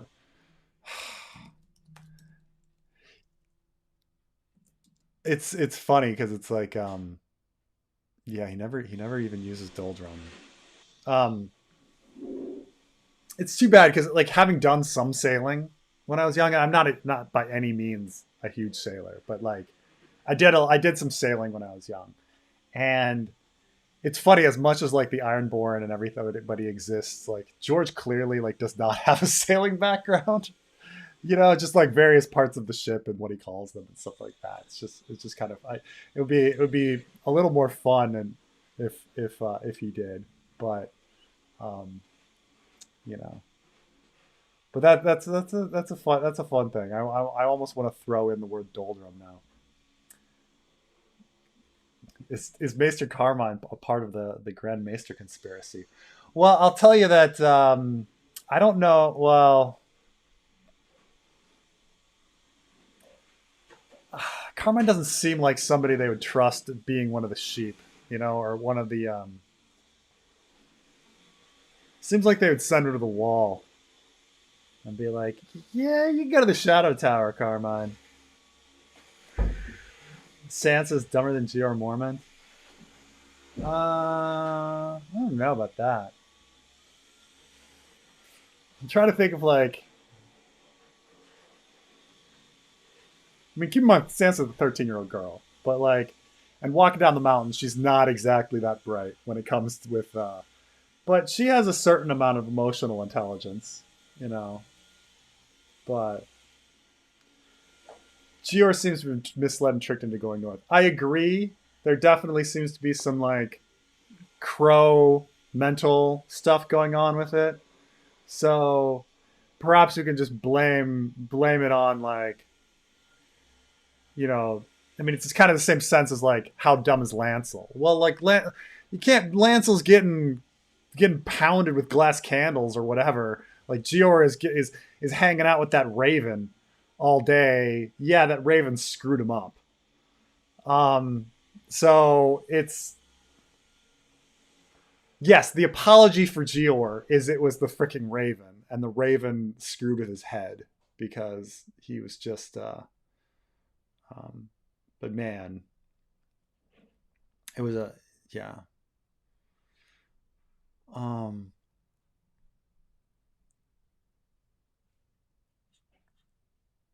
I think Jeor wanted Longclaw to be passed down from Lord Commander to Lord Commander. He certainly never tells him that, right? Um, right? Like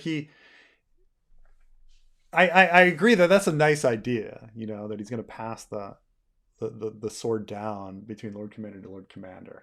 And why didn't frickin' Bloodraven do that with Dark Sister? But but he changes the hilt to be a white wolf. So it's like very personalized to Jon.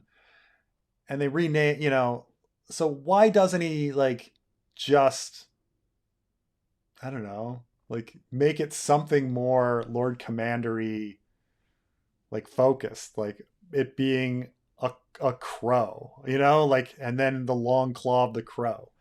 Um like that would make more sense. You're all crows. This is the Lord Commander's blade. That'd be something nicer, but um yeah. Leor says, "Good morning from Israel. Hey, Preston. Last stream you asked me to elect somebody better. I wish. By the way, things are going now. Not sure we'll have any more elections. I know. I know. It's I'm with you. I'm with you. And that's the thing. That's the thing is when I have far too many like very smart like depressed Israeli friends who are like, oh God, this world. Oh God, oh God, the country I live in. Um, I think I've told the story before of how once I went to Tel Aviv and I was hanging out with my Israeli friend, and we're in this bar, and I was like, it's you guys in Tel Aviv that are like the future of the country, that are this young generation, and he goes, look around, and we look around, and it's just a bunch of like drunk people dancing, making out. And he's like, they don't care. He's like, 10 kilometers away there's people living in squalor. They don't care. And I suppose it's not that different than America. Like in any major city, young people are having a great time, and meanwhile like people are living in absolute poverty, crime-ridden poverty, in yeah, in just a few miles away. So we're all able to weirdly live in these strange bubbles where we don't care about what's right next to us, which is amazing. Um, what is George's all-time best novel? If a different answer, what's your favorite? So he doesn't have that many novels. So, obviously, like, uh, obviously, I would probably say his best novel is A Feast for Crows. And going down the list of A Song of Ice and Fire books, I would say his next best, I would say it would be Storm. I'd then put Dance. And then I'd say Game of Thrones. And then I'd say Clash of Kings. That would be my list, my favorite. But his A Song of Ice and Fire are his best novels. Now, if we're going past that, he doesn't have many. He's got a novella called Dying of the Light. He's got Fever Dream, and he has The Armageddon Rag. And that's it. Everything else is short stories. He's got a few situations where he's collected some short stories together to make a book. So, for instance, you could say that is Wind, what's the is Tough Voyage? Could you consider Tough Voyaging a book, or a Night of the Three Kingdoms, or whatever, or Windhaven? Windhaven is the one with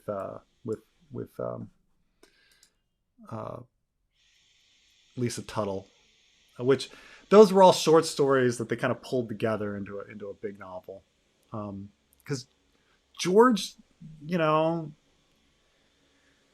he gets bored. He really was always a short story writer, and so in many ways, like A Song of Ice and Fire, like each little chapter is a nice little short story.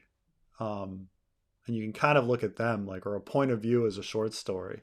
That A Song of Ice and Fire is really a collection of short stories woven together in different points of view. Like he's not actually writing like a single novel, or he's had trouble with it, when you look at it from that perspective, like the Davos story, like the Davos A Storm of Swords story. That's a short story, and it kind of functions that way. And then he just has a whole bunch of other short stories and he weaves them together. But I suppose if you're going for a novel outside of A Song of Ice and Fire, I guess Fever Dream is the best. Dying of the Light is very good. I like it. Armageddon Rag, it's not bad, but it's okay. Oh, but your name is Damon Julian, so like you already read Fever Dream. So obviously it's outside of Ice and Fire, you don't have many choices. Did he have a book called I want to say he wrote another book, I want to say Shadow Twin or something? Is that something?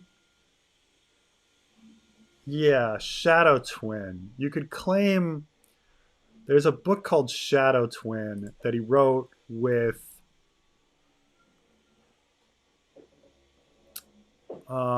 Daniel Abraham, and I don't know how long that book is. Does that count as a novel? I don't know if it's 114 pages. It's kind of a novella, Shadow Twin. But yeah, George is a master of short stories. He's great. And it's great. And I told this to George when I met him. I was like, "You're so good at endings." And it's that's the thing is when you read one of his short stories, you're like, "This is nice, and then the ending comes, and you're like, "That was a great story." Oh my God, you're so good at endings. And so it's a funny thing about Ice and Fire is that we don't have the ending.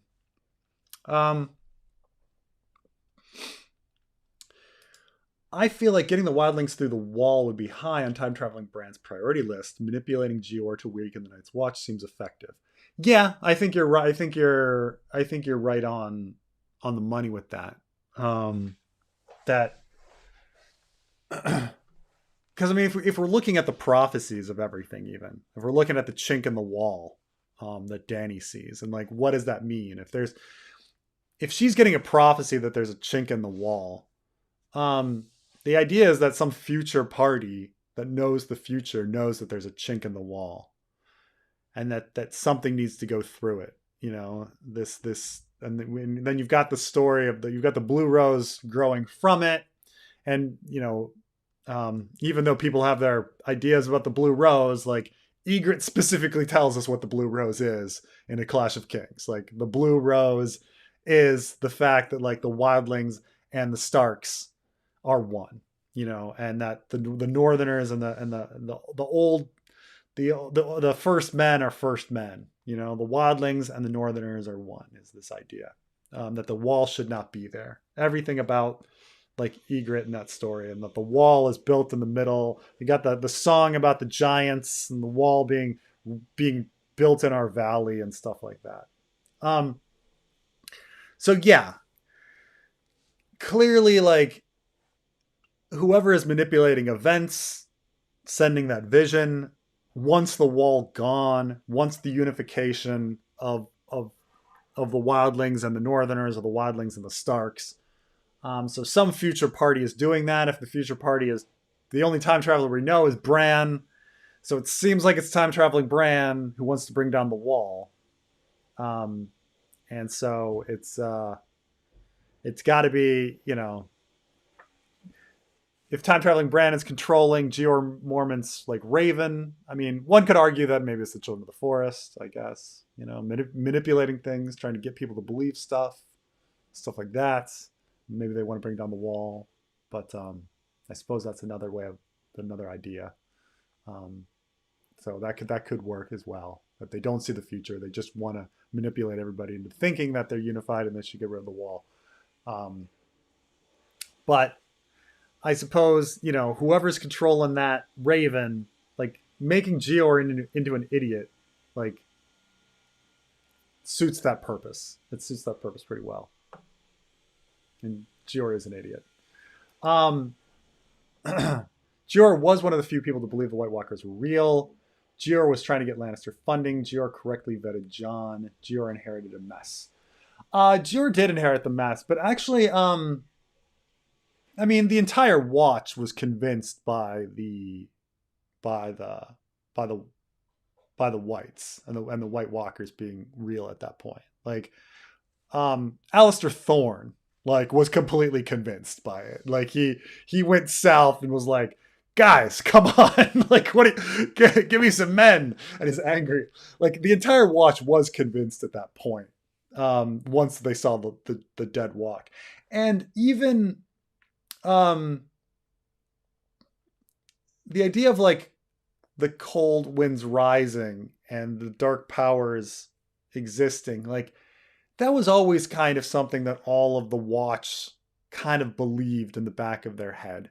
Because we hear about the Will and Garrett at the beginning in the prologue, and they definitely at least superstitiously on some level believe it. It's only Waymar Royce who's fairly new, who is like who doesn't believe it. Like Garrett's definitely like, no, like I've seen some things.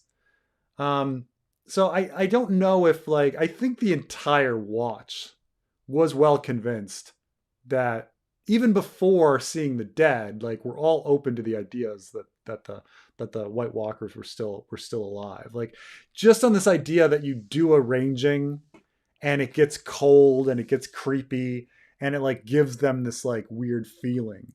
So I want to say that the Rangers all felt that the White Walkers were real, just because they would go on rangings and get these like creepy feelings. So not to mention the fact that like they were giving babies to Craster. they were letting Craster give babies to them. Like Jeor kind of knew the White Walkers were real for a long time.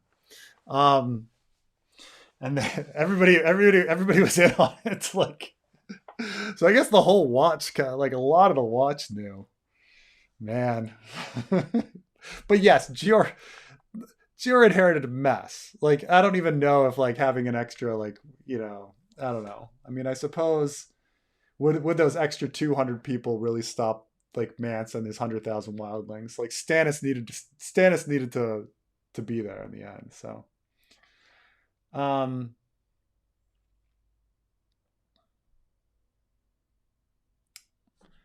The Starfall knot. It's true. No one's budged on the Starfall knot. Ned sent nudes to Starfall. Really pleased the Lord. It's like, here's some dick pics.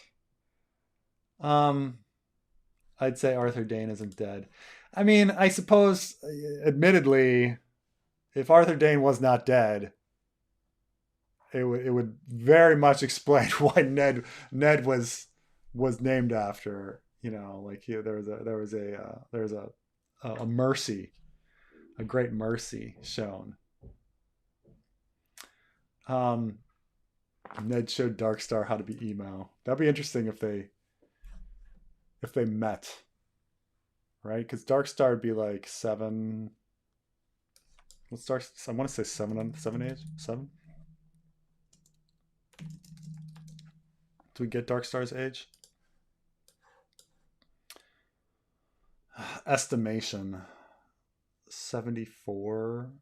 So he could be anywhere from like 9 to 12 or something when Ned shows up, which is definitely have Darkstar talk about it.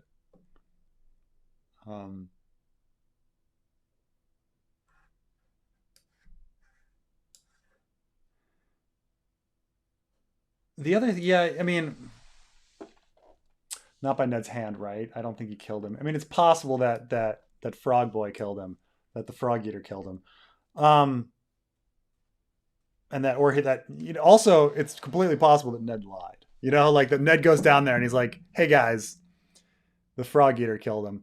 I didn't." But the problem is that like then Ned goes around like telling the story, and the whole world seems to think, because the rumors at Winterfell are clearly like Ned killed Arthur Dayne. So like the story that the whole world kind of knows, you know, is that. So it's one thing to like show up at Starfall and be like, "Guys, fucking Frog Eaters." And then the minute he leaves Starfall, he's like, "Dude, I totally killed Arthur Dayne."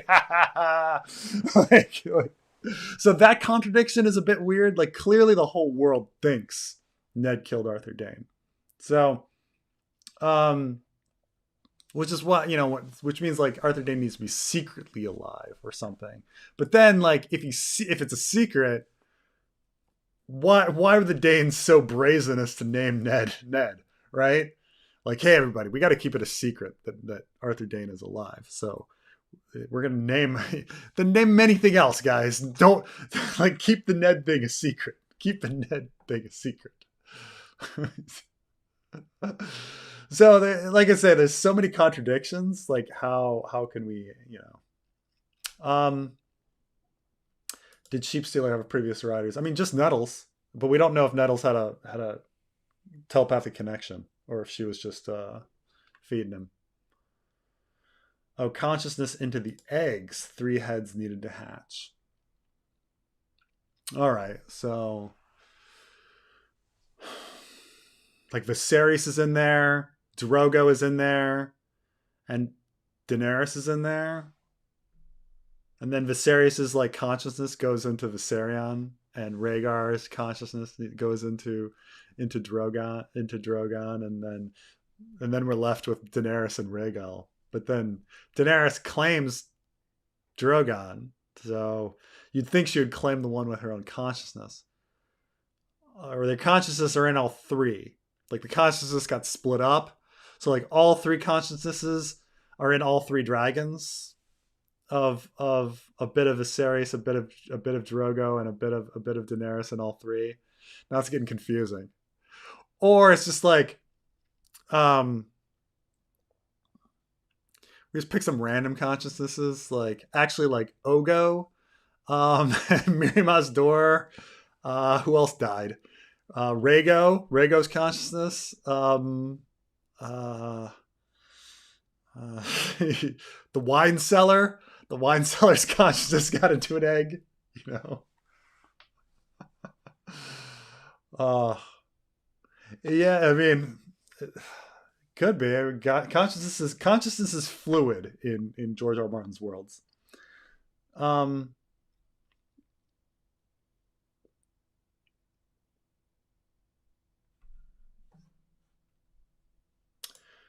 Will Bran commit the last abomination? I know he's a terrible thing, but there's a hint to Bran Hodor and Mira. I don't want it to happen, but I feel like it's possible that hinted. I think Bran has already committed the last abomination. Taking over Hodor's mind is the abomination, right? So I think Bran has already committed it. Consciousness going to eggs. 3 heads need to hatch. Yeah. Favorite character from the originals.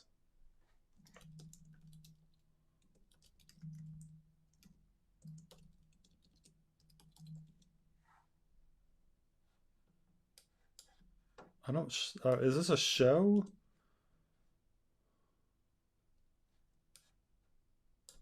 That's on? Oh. The originals, a TV series. I've not seen the originals. American Fantasy Supernatural drama on the CW. Spin-off to the Vampire Diaries. Man, like on the one hand, like because I only watch streaming and such. Like, I mean, thank goodness the CW exists. Like the fact that shows like this can exist for multiple seasons, and of course I never hear about it because it's on the CW. But like, um, but I'm just so happy that that crazy out there ideas can find a place to be produced. You know, as it gets harder. Um,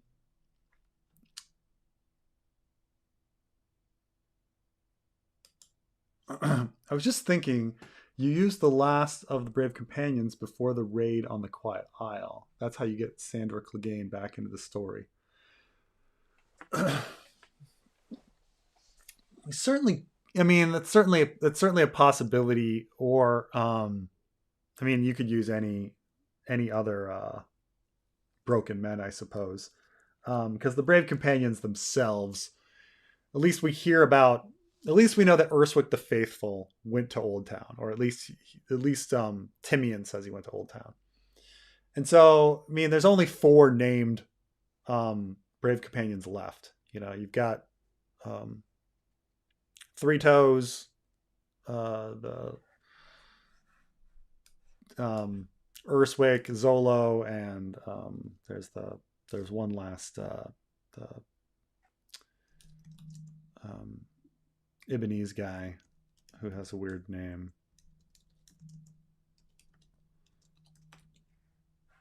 He's his name is Toggoth. So you got Three Toes, Toggoth, Zolo, and I mean, I guess Qyburn's still alive. Um, so that could be a possibility, but you could also we do know that, and then I mean, I guess there was all the broken men that Brienne like talks about in her story, but I suppose the idea is that those broken men were following around Rorg and Biter, and that and some of the brave companions there, and that they get killed. They get killed by Rorg and Biter in that fight at the Crossroads Inn. But but it seems like there'd be many more. Like there'd be many more broken men like going around out there. There's actually a missing sellsword company from a Game of Thrones that George forgot about. And I kind of think that like it's fun that Greenbeard is actually from them, but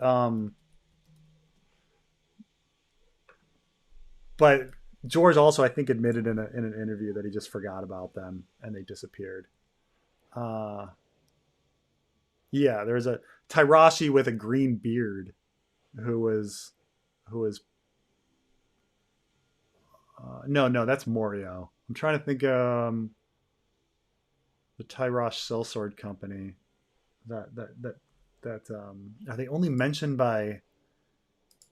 They might only be mentioned in by Tywin or something from the other side. Yeah. He says, it's only mentioned on the other side. Great John Umber fired the siege towers we were building. And Lord Blackwood found Admiral Tully in chains among the other captives and made off with them all. Our south camp was under command of Lord Sir Forley Prester. He retreated in good order when he saw the other camps were lost, and 2,000 spears and as many bowmen. But the Tyrashi sellsword, who led his free riders, struck his banners and went over to the foe. Curse the man. His Uncle Kevin sounded more angry than surprised. I warned Jaime not to trust that one. A man who fights for coin is loyal only to his purse. So there's this missing Tyrashi sellsword company that just vanished from the story. And I kind of say, oh, well, Greenbeard is this weird Tyrashi that showed up. But, like, that also doesn't fit. Like, why would a Tyrashi sellsword who only is in it for the money suddenly join the Brave Companion? Or not the Brave, the Brotherhood Without Banners? Or maybe that's the point, that everybody says the sellswords only do things for money, and then they actually have, various motives.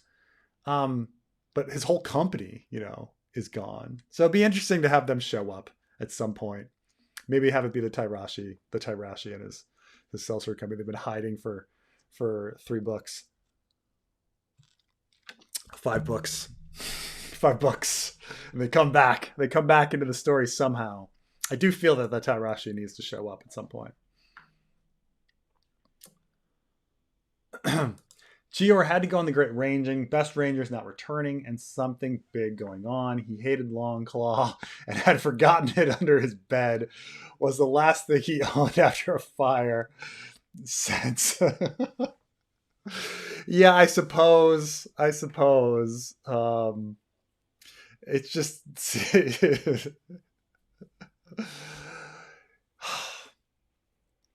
because I guess Jeor got it back because he had given it to Jorah, and then Jorah handed it back before he left, and was like, "Here you go." And so he hated Longclaw. Maybe, I mean, he gave it to I think he gave it to the heir before he even needed to.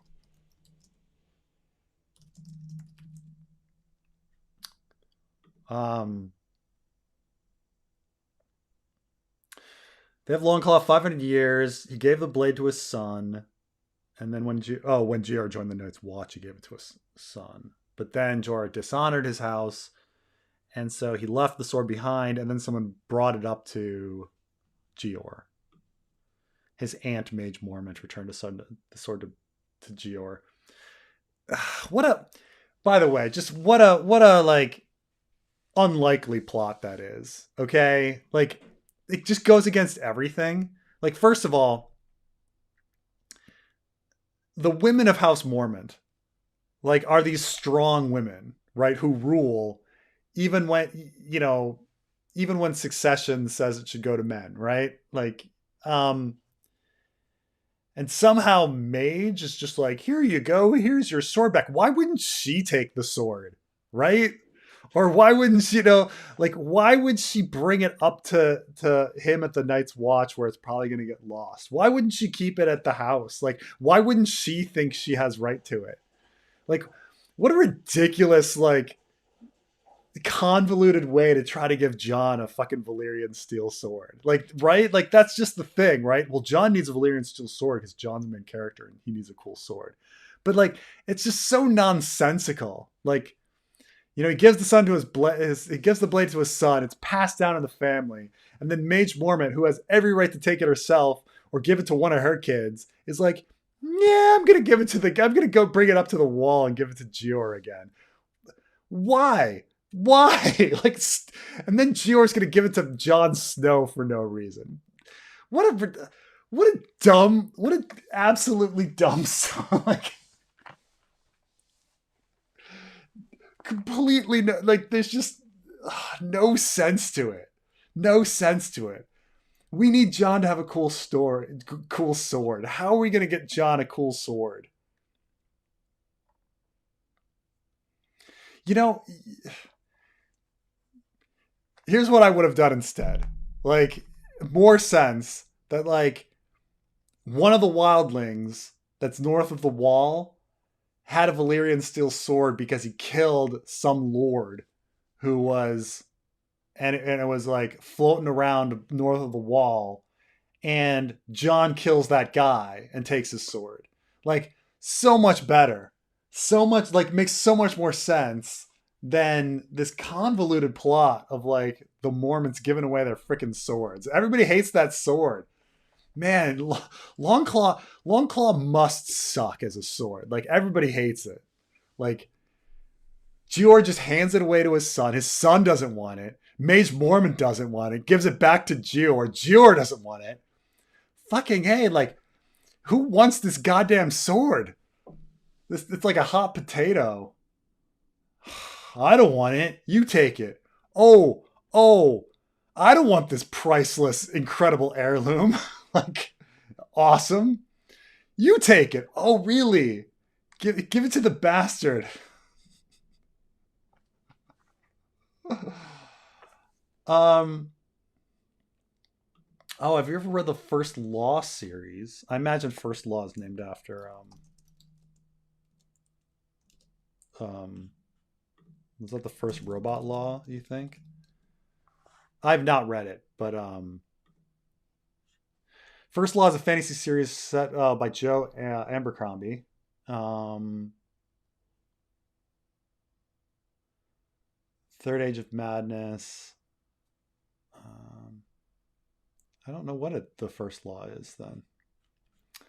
I've not read it though. But yeah, I mean, when it comes down to it, is like, could anyone finish? You know, except for the way we're doing it, like with the fan fiction, I don't know if anybody could really like finish George's series. I mean, I'll say maybe the Expanse guys, as if they did a whole bunch of research and were like advised by Elio and Linda or something, like on a day-to-day basis, maybe, you have to have somebody to like mimic his style. And then Journal of Xavier Desmond is a masterpiece. That's a good story. That's one of the few wild card stories that like is probably worth a read. His wild card stuff is most of his wild card stories are about the great and powerful turtle, who is him. The great and powerful turtle is him, like in a VW bug. They're okay. They're okay.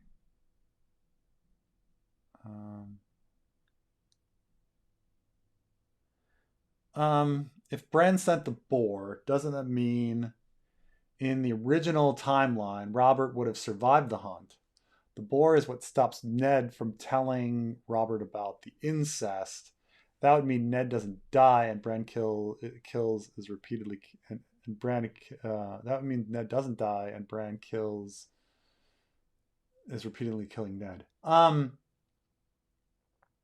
this gets into a lot of like what ifs, right? Like, what did the original timeline look like? So I'm imagining that the original timeline,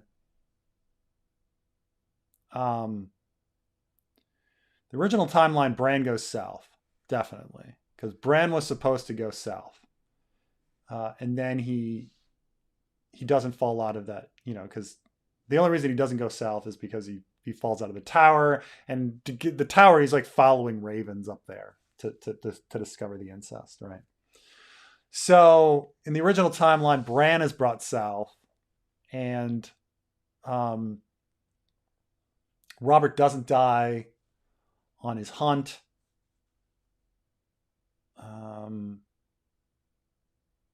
But I'm also thinking, like, I'm trying to think of some other things that like wouldn't happen, because like in the original timeline,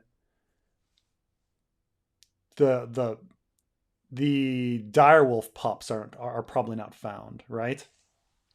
And so you're talking like everything's completely different. So Bran goes south without a direwolf, and then I'm trying to think like how the war begins at this point. The Catelyn becomes paranoid, right?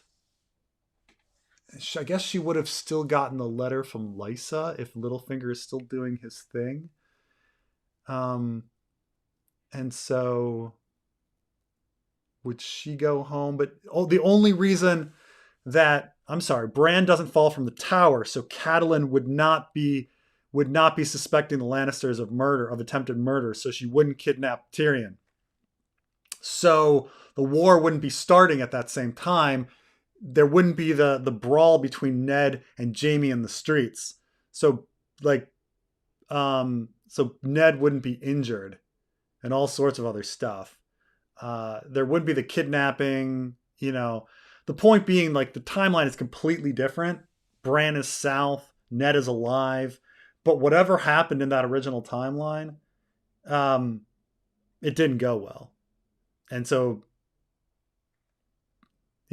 through trial and error, time traveling Bran is figuring out different things he can do.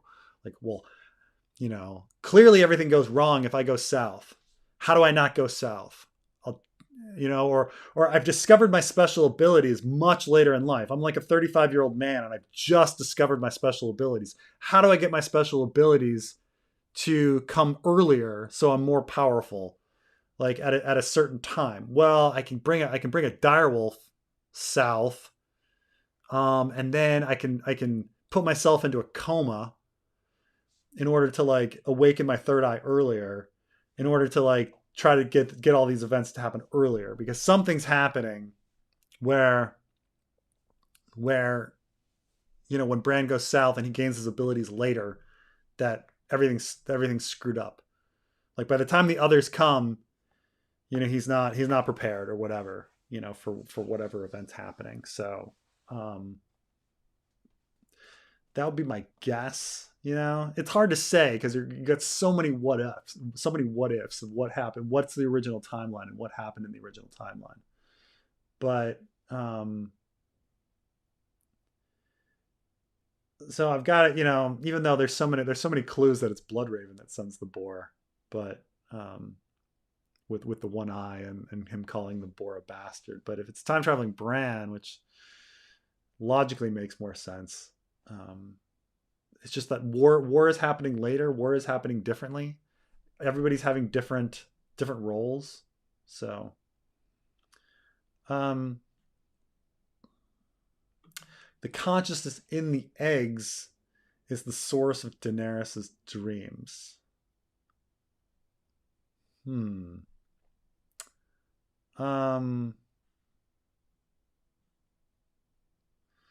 The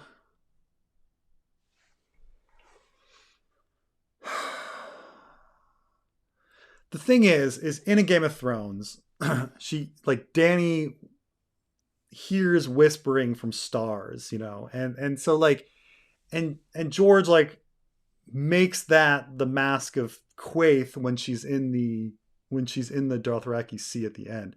So whether George meant it or not, he's retroactively making all of the visions that Dany got in a Game of Thrones from Quaithe. But the idea is like, what if instead there's like consciousness in the eggs? So like the eggs are laid by, if we're assuming that they're Dreamfire's eggs, that they would have a bit of consciousness of Dreamfire Rhaena. But I'm trying to think like who else would be in those eggs? Like Alyssa Farman's consciousness would be in the eggs or something, and then Illyrio's consciousness would be in the eggs. The thing is, there is a pretty big clue already that whoever's manipulating her is Quaithe, that it's coming from the outside rather than from the eggs. I'm just also thinking like, who's having these eggs to have the consciousness be put into the eggs? And do we have 9 sets of consciousness so that each has like 3 heads of the dragon in there? Is it Dany's consciousness going into the eggs to hatch them? Who's conscious is Quaithe in the eggs? Because I thought Quaithe is in Karth with a glass candle. It's a lot of funny things like that.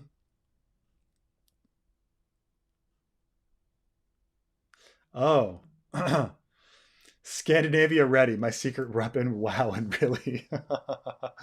So I imagine I think Lewis, you're talking about you're going to Scandinavia soon, and you're ready to have conversations with beautiful Scandinavians and listening and going to listen to them talk. Yeah, I think that could work. We'll see how it goes. See how it goes. Though at the hostels and everything, you're more likely to meet non-Scandinavians traveling around than Scandinavians, but maybe. I mean, I guess a backpacker from Sweden to Norway would be backpacking, that kind of stuff. Um, what percent of money do you get from super chats? I think it's like 2/3. I'm not sure. 70%? Maybe Carmine would know. It's not not all, and certainly not all. Um, Thoughts on the others being climate change analogy?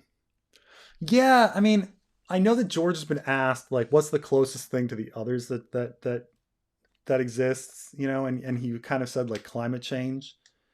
Um, and at the same time, like I was next to a woman asking him, are the others actually just pure evil, or is there more to them? And George said, you're gonna have to keep reading. And she goes, oh, okay, okay. Um, and so we've got these like two kind of things that kind of like George contradicting himself a little bit. Now, does the show explanation like explain it all? That maybe like with regards to climate change, he was talking about the children of the forest, um, inventing something and it getting out of control and it going beyond what they meant, and therefore, like because the children of the forest are not completely evil, he's answering the woman's question, but at the same time, like the others itself can be evil because they're the tool of the children of the forest, and thus the climate change analogy and nuclear weapons analogy can all um, like fit. And yeah, that does work too. So, um, so I mean, the thing is though, what I don't like about the climate change analogy is the current people in story um, are really not like they have their problems and they have their problems like organizing and getting together against a common threat. But the others aren't really their fault. The others are the fault of like people that lived 8,000 years ago. So to say that like, oh, the Lannisters and the Starks and the Martells and the Tyrells are all a bunch of idiots because they can't unite and they're busy bickering. The problem is they've actually heard very little about the others. Like it's not like all the whole story they're sitting there laughing. Like, yeah, like they got one warning in King's Landing and Clash of Kings, and that was it. And they failed to mobilize, And we can go, humanity failed to mobilize.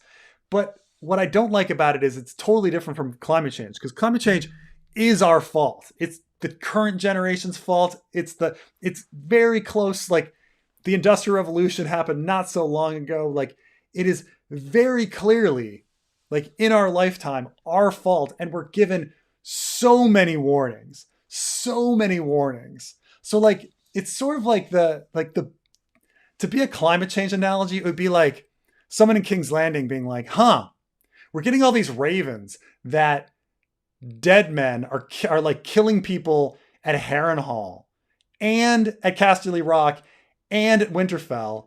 And people are running from these places going, oh my God, there's dead people and there's White Walkers, do something. And everyone's still like fake news. Like that would be like, that would be the real like climate change analogy, right? Like our climate change situation is so much like it's our fault. We did it.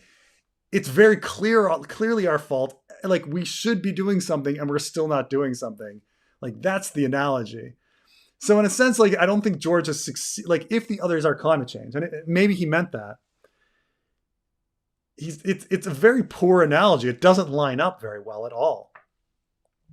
Like the people in the story can understandably be in the situations that they're in. Like they haven't been warned. Like they haven't been told. You know?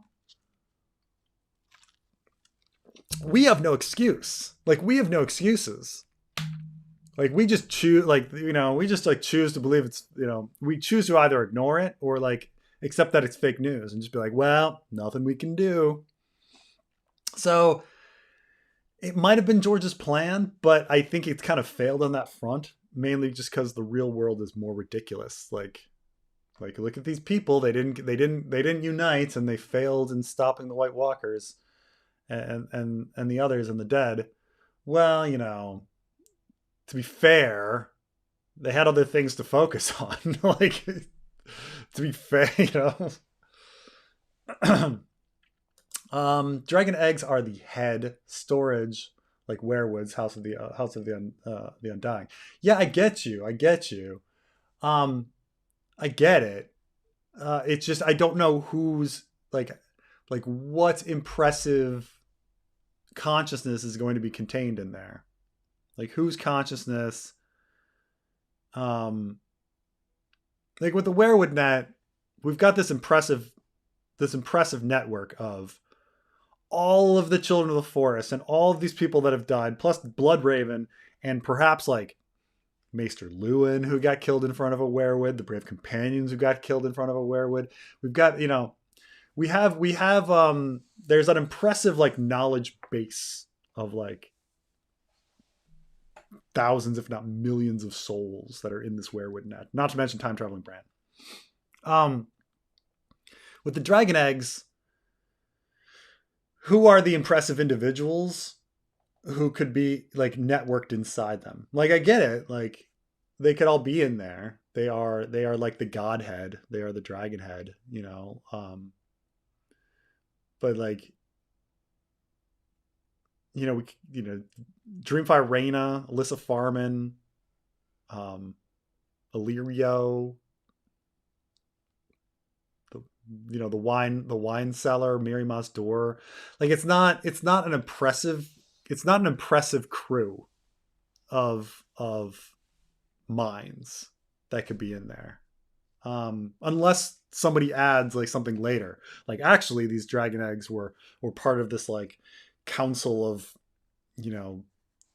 Euphides and Lorath, where these like ancient mages would like sit around and pray with them, and their consciousness would go in, much like the House of the Undying with the Warlocks of Karth. Like we'd need to establish at some point that there was some cool group of minds, powerful group of minds that were putting their consciousness in, because otherwise it's just like what's the point? Ned keeping the secret that Dawn is telepathic. See, now I'm on the consciousness thing. Like, does Dawn contain the consciousnesses of all swords of the morning? Now, I know that sounds like crazy, but like, keep in mind that Ice and Fire is largely based on Michael Moorcock's, like, Elric stories, and his sword, Stormbringer, which Lightbringer is named after, would suck souls and like collect them inside his sword. Trying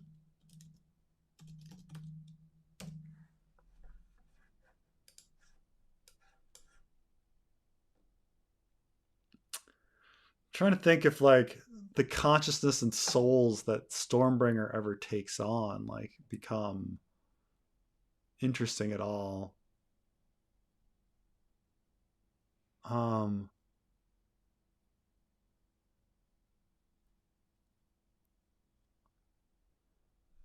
Yeah, I mean,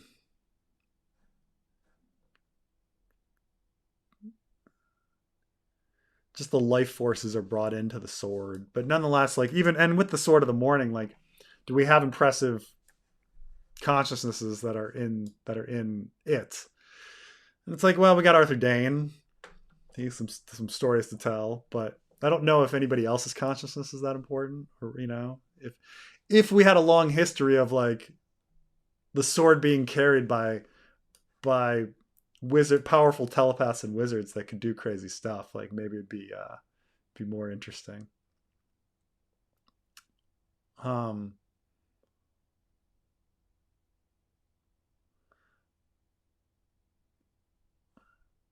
why Arthur becomes an asshole longer he wields it? Maybe. Yeah.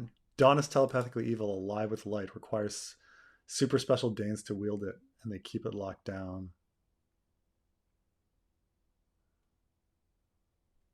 Yeah, that's all. Okay, okay. All right, all right. I'm on board that the Danes are actually a bunch of like evil assholes that have this like brutally evil sword that has been doing bad stuff. Hmm.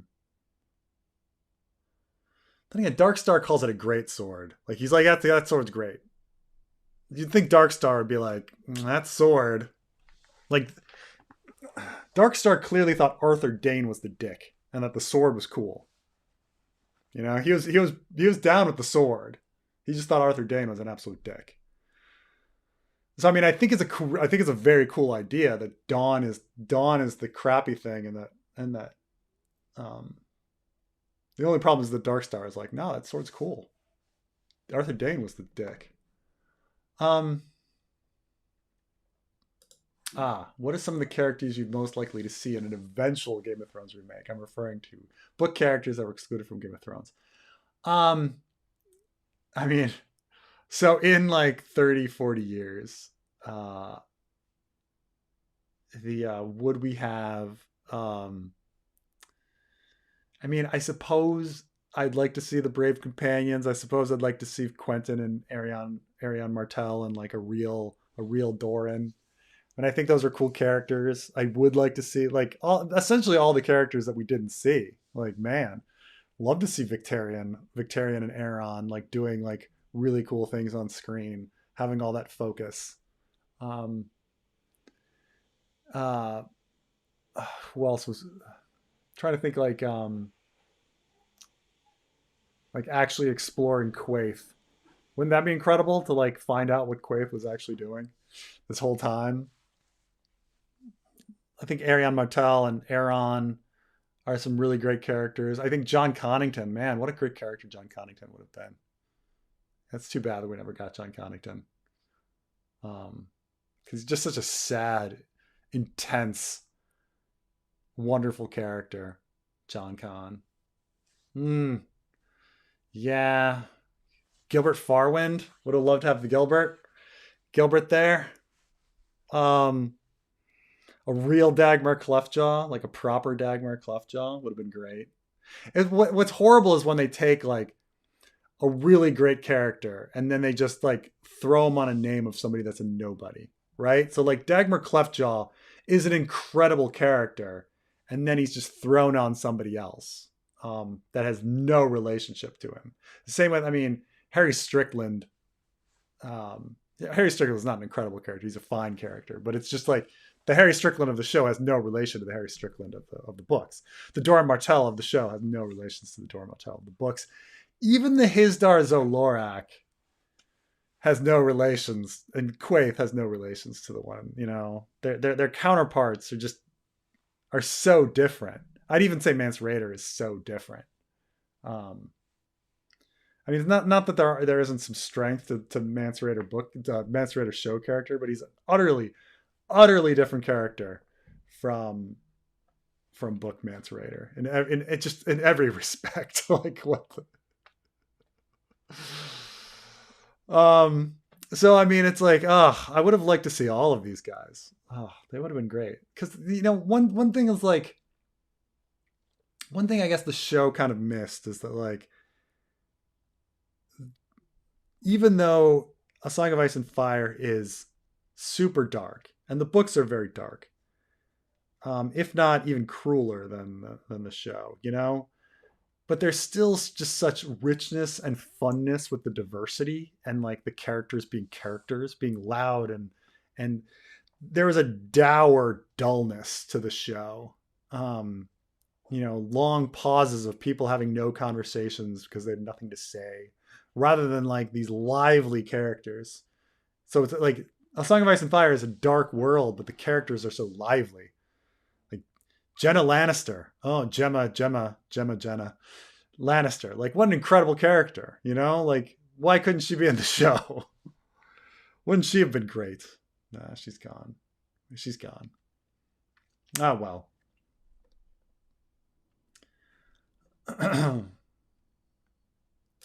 Okay, Mary Mastor plus old dead Targs and those eggs, but no Dany. I mean, I'm with you. If we like ignore the, and there's a Fire and Blood retcon to make Dany's eggs Alyssa Farman's eggs. Like, yes, like that's, they don't need to be Alyssa Farman's eggs, but if we made Dany's eggs like some egg that was if we made the eggs like it was in the cradle with, and then we start naming Targaryens who never hatched their dragons, like, oh, this one was with Gael Targaryen, and then it got passed. That egg was put in the cradle hoping that it would be hatched by Helena, and then it was put in the cradle, and we thought it was going to be hatched by like Aerys the First, and you did that, and each of their like essence from these like unhatched, and then it finally gets hatched by these random Targaryens, and then like each egg had that. That would be a fun little story, right? That like over time, like it took like many Targaryen consciousnesses to hatch the eggs. And so you have like 9 consciousnesses of like the different eggs. But logically speaking, like if an egg isn't hatching, you'd think that the Targaryens would be like, dude, why bother with that egg? That egg's dead. Here's this new egg. Sit in that cradle with that, So in that sense, it's, I couldn't make it sense, make sense. Because it would be fun. It would be fun to think about the non-hatching Targaryens and taking those consciousnesses and like having them finally realized. But like,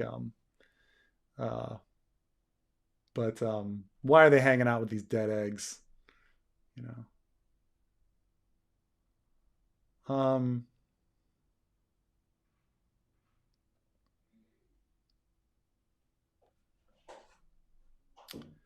I subscribe to Darth Bran theory, though. I think he'll be the light LIMG of Westeros, just like the Night King of Westeros.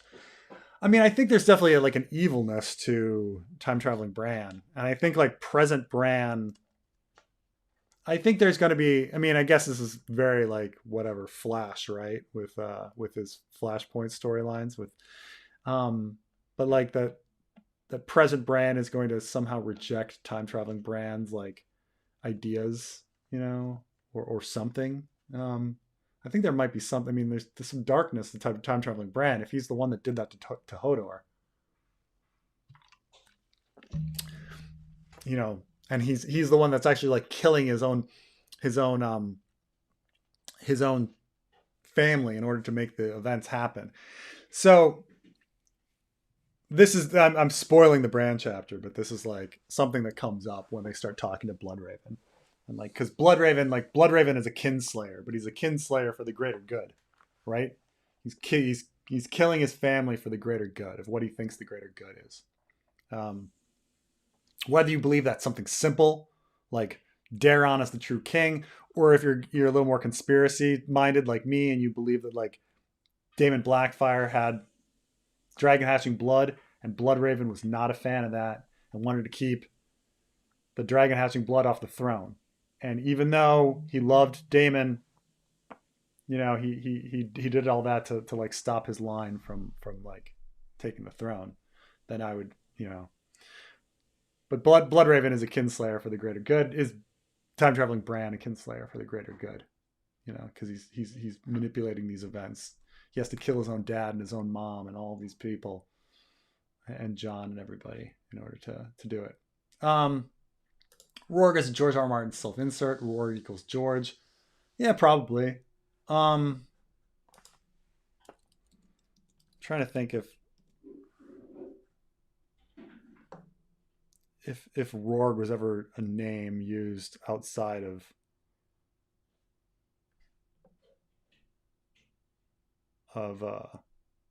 Game of Thrones. The thing is, George has so many self-inserts.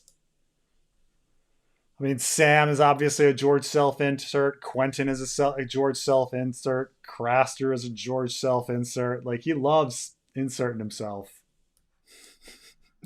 He loves inserting himself everywhere. Um,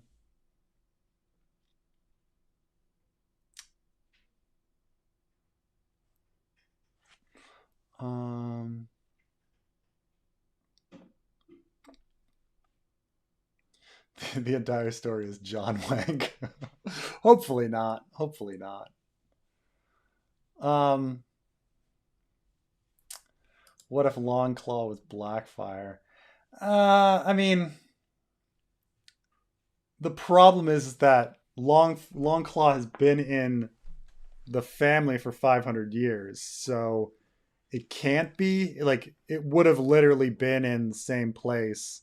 It would have existed contemporary with Blackfire in the story, because Blackfire enters the story 300 years ago, and so Longclaw is there when Blackfire is down in King's Landing.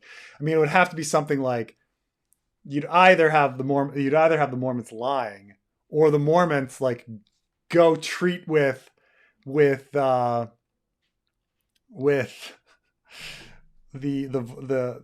for some reason have a Valyrian steel sword, and then go over to the Targaryens and give them Longclaw to have it transformed into Blackfire in order to have it like later transformed back into Longclaw.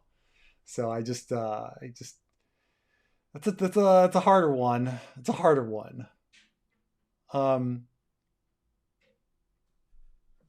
Yeah, it honestly would have been better if Jon just finds one like the Dragonglass daggers. Yeah, absolutely. You know, it just doesn't make it the story of how the Mormons end up like getting it to the wall and giving it to Jon.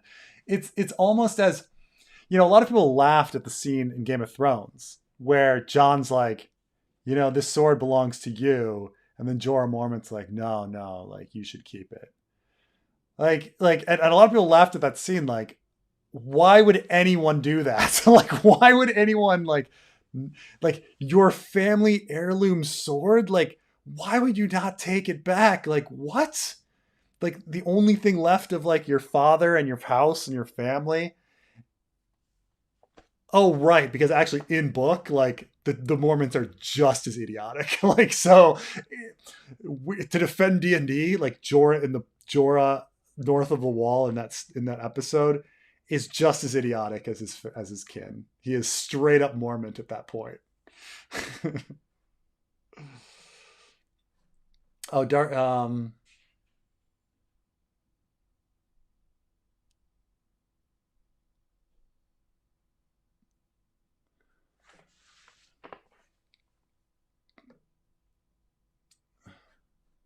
Mr. Potato Head is Azor High. Oh man, I don't know how Mr. Potato Head got to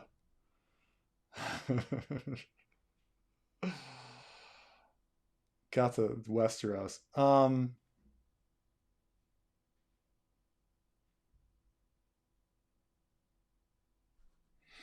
I see. The ghosts along the hallway, dressed in the faded remnants of the kings. In their hands were the swords of pale fire. They had the hair of gold, hair and platinum, opal and amethyst, tourmaline. Faster, faster, they cried. Faster, faster. Yeah, I mean, the the history of Targaryens. Like, all the Targaryens seem to be driving. This is like, for Moon Man. It's true. That scene is there. I'll grant that. Um, um, Quaithe didn't have the glass candle until the dragons hatched.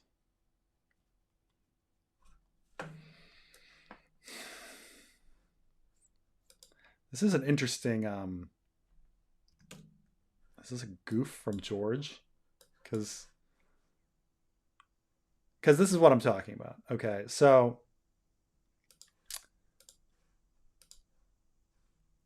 I have to. So, in a Game of Thrones,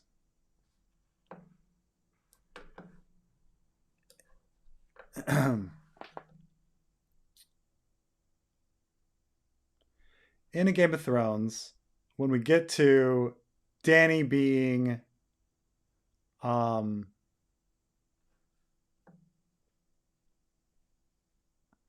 we get to Daenerys 9, a Game of Thrones, she has her whole visions about like the last dragon and all of this stuff, fire glimmering. And these visions that she has in Daenerys 9 are a kind of a conglomeration of the previous visions that she's had through a Game of Thrones about, like, you know, her menstrual blood and riding Daenerys and people saying the last dragon and all this stuff. Okay. So we have a connection of her final vision with all the other visions, right? And at the very end of the vision, she says, after that, for a long time, there was only pain, fire within her, and the whispering of stars. She awoke to the taste of ashes. Okay, so we have this phrase, the whispering of stars. Now, fast forward to A Dance with Dragons, which, by the way, also has all the same things, her menstruating, blood on her thighs, Viserys talking to her, last dragon stuff. It's all calling back in the Dothraki Sea, like her visions from a Game of Thrones. And when you finally get to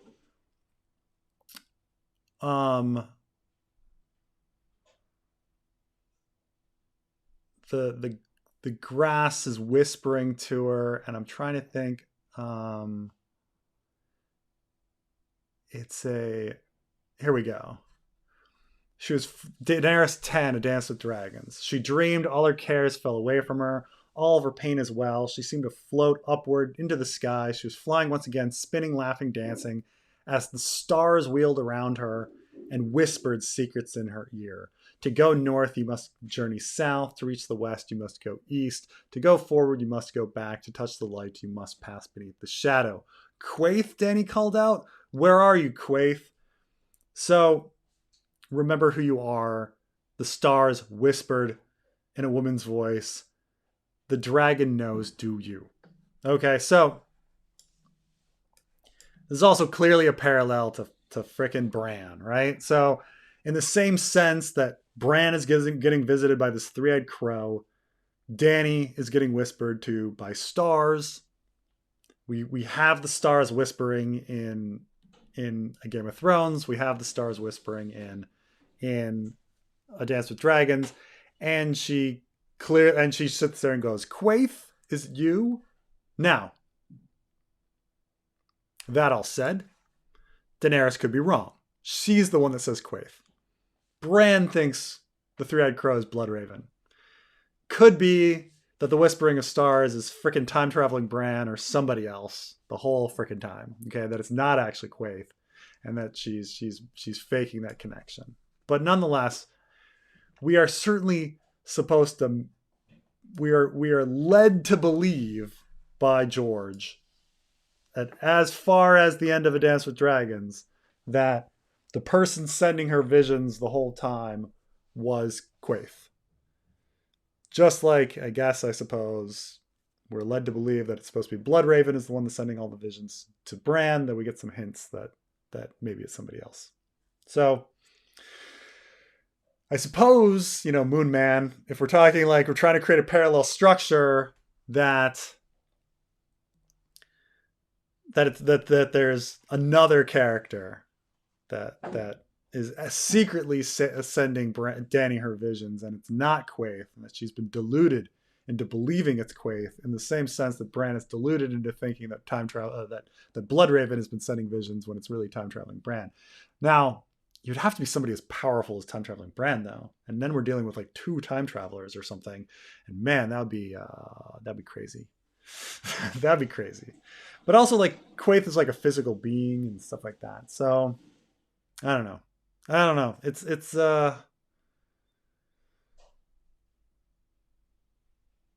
if George is thinking about it all, it's um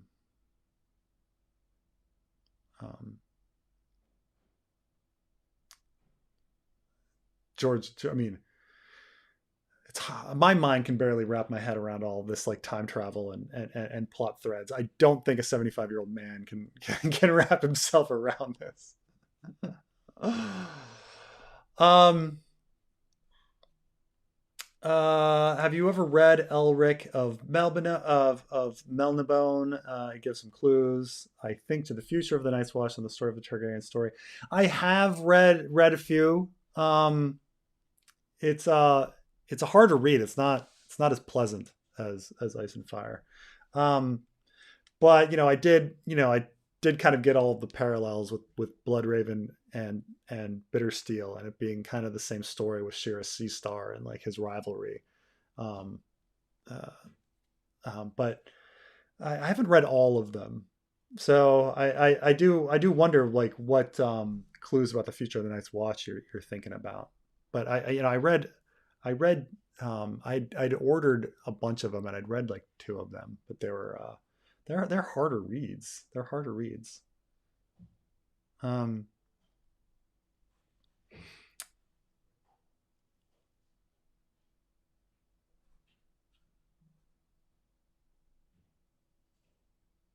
hmm.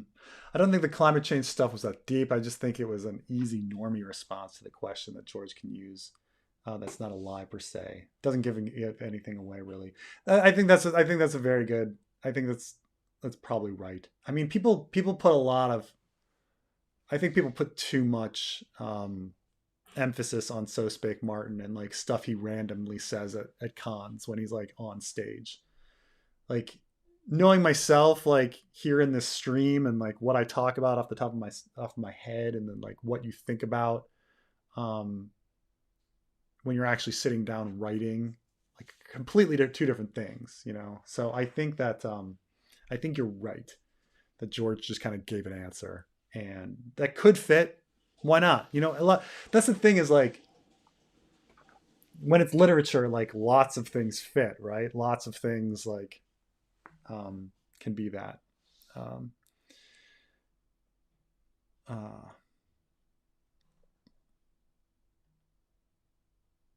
Dawn just lets you read the opponent's thoughts.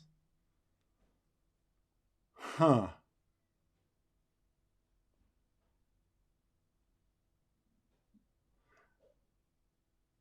That's an interesting thing. Like, like you've got this sword out, and it's creating this like telepathic beacon that allows like you and your opponent to actually have one mind for a moment so that you can read them and then fight them and cut them down.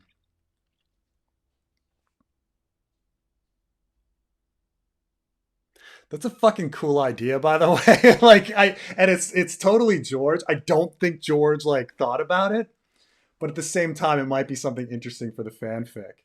That like when people are in the vicinity of Dawn, the wielder can read everyone else's minds and is like and hears their thoughts almost glass candly, right? It's kind of like a little localized glass candle, and that like and his ability to fight when he's with in the vicinity. Hmm. Fuck yeah, why not? Why not? Because it's got to have something special, right? Everybody's like, God, this sword, it's got to be special some way. Is it just another Valyrian sword that can cut down others? Like, well, that's pointless. It's got to have some cool aspect to it that gives you an advantage. Um,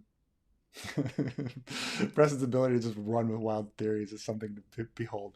Well, it's just like going down it's worth going down a path for a moment to see where it leads, you know? Um, as the fun. I'm not, it's not like I'm just like believing or accepting something, but it's like, okay, let's see where this goes. Let's see where this goes. What are you trying to say with this? Let's see where this goes. I think it's I think it's an important thing to have an open mind about stuff. You know, um, though I feel like the open mind discussions we're gonna get back into like the physics discussions and me making people angry about like physics because I have like a little too much of an open mind about you don't really know that. Let's go down this line of thinking and thinking of where it could go.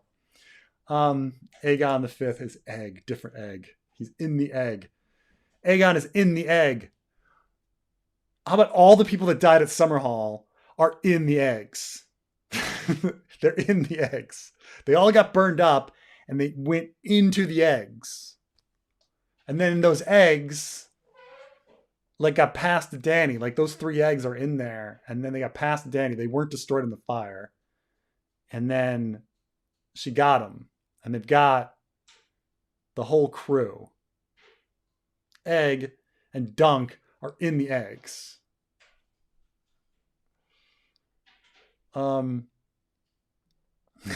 This is funny. 30 years a remake before George finishes The Winds of Winter. George is never. He might finish The Winds of Winter. He's never going to finish A Dream of Spring. But let's he's never going to finish the series. So that's true. Will George be alive? 105.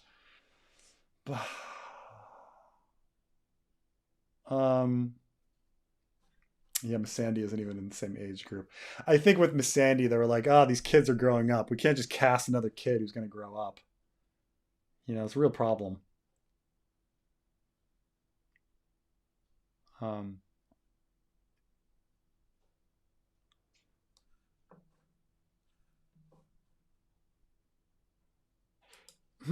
would argue that the show is way more cruel than the books, especially when it comes to showing Theon and Sansa's torture for more than shock value. I mean, obviously, like, the treatment of Jane Poole is far worse than Sansa. But the idea of, like, what is shown on screen, what's implied, right, in an abstract is the difference, right?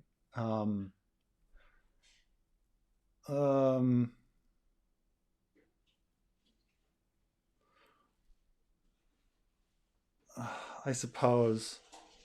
But I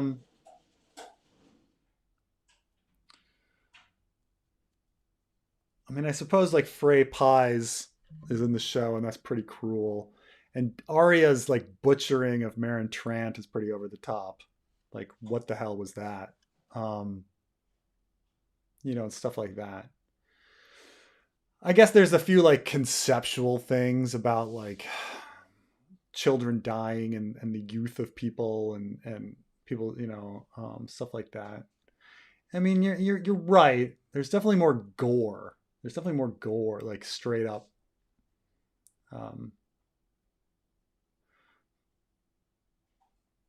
Though, I mean, there's some gross stuff in Dunk and Egg, like brain falls out of somebody's head.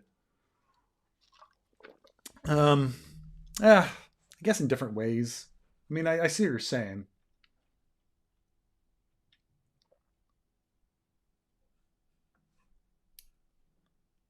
Um,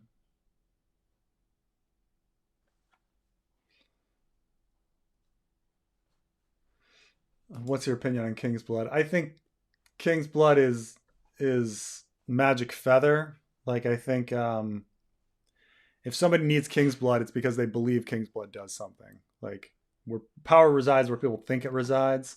And so, like, if a telepath is like, oh, I believe something will happen if I have King's Blood, and then their telepathic ability, like, because they have that crutch of believing, it's like that's the effect, that it's their personal telepathic beliefs that like bring action, not the physical substance. Like that's why I say magic feather. When I say magic feather, I'm talking about Dumbo. Like the magic feather didn't make Dumbo fly, but the magic feather allowed Dumbo to believe he could fly. So I think like King's blood is a magic feather. It makes telepaths believe they can do things, but I don't think it does anything because monarchy is dumb.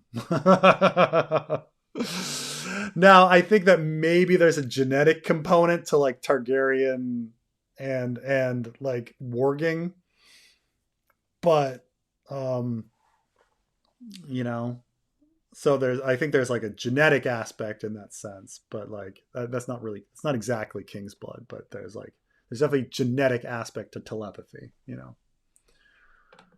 That's why Targs burn their dead. Egg soul binding ritual. Drogo, Rhaego, maybe Viserys are indentities. Bright Flame may have been reborn as a dragon, etc. I mean,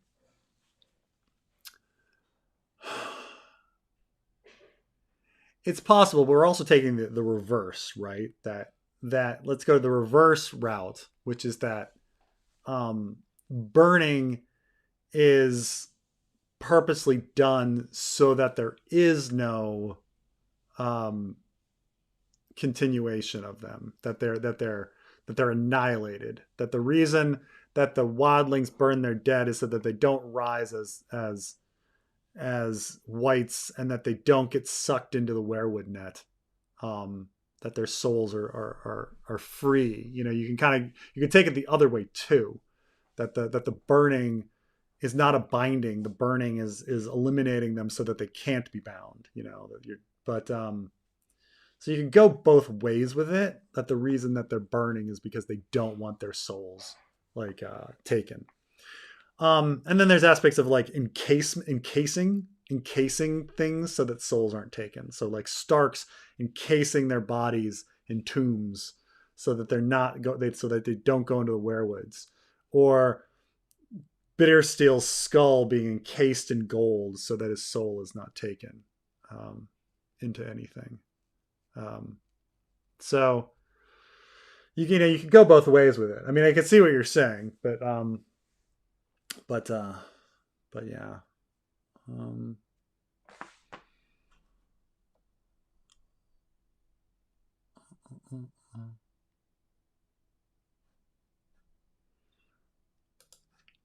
Regarding Barristan's purpose, can't find my source, but years ago, but I heard Barristan was a hero's name that came from George R. Martin's boyhood stories.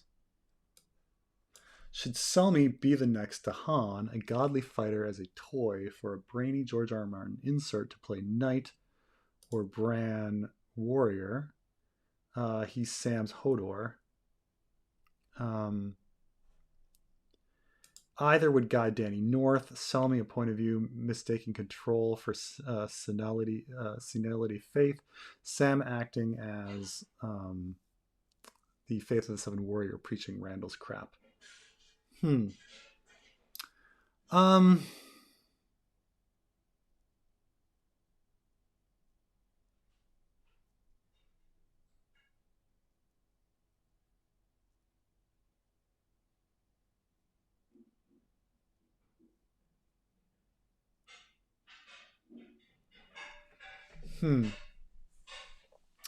do wonder about. I mean, I've been putting a lot of thought. I mean, you're making me think just because I've been putting a thought into what to do with Barristan if he's not killed.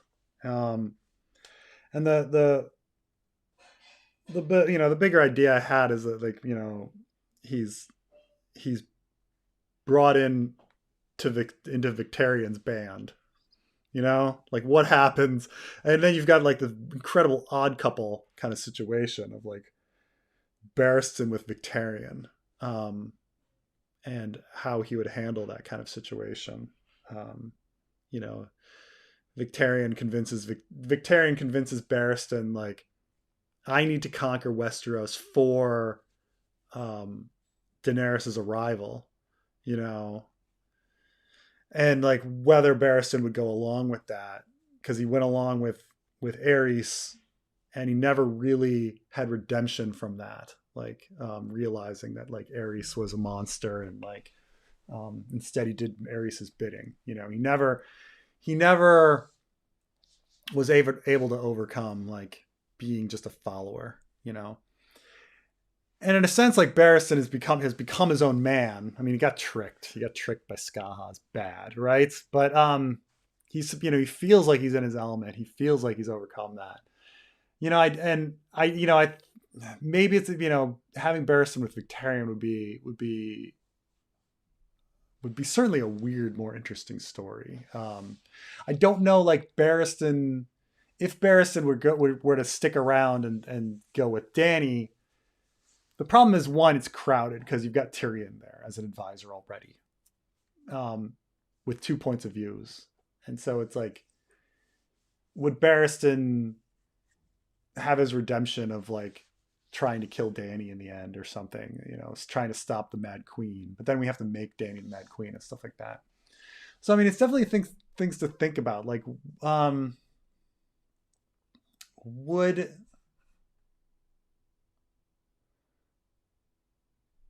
Barristan, like, where is his character going now? Like, now that he does this senility continue?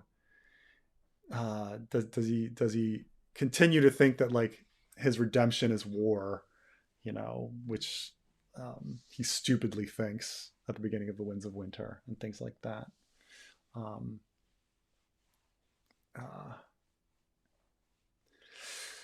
All of a sudden, like his storytelling, can his storytelling and Tyrion's storytelling really happen at the same time? So I don't know. I'm leaning towards keeping Barristan alive because he's such a resource for storytelling, but at the same time, like it's so crowded for him to be around Dany and have Tyrion there too. So I'm leaning towards him ending up with Victarion somehow, weirdly. But we'll see. We'll see how it goes.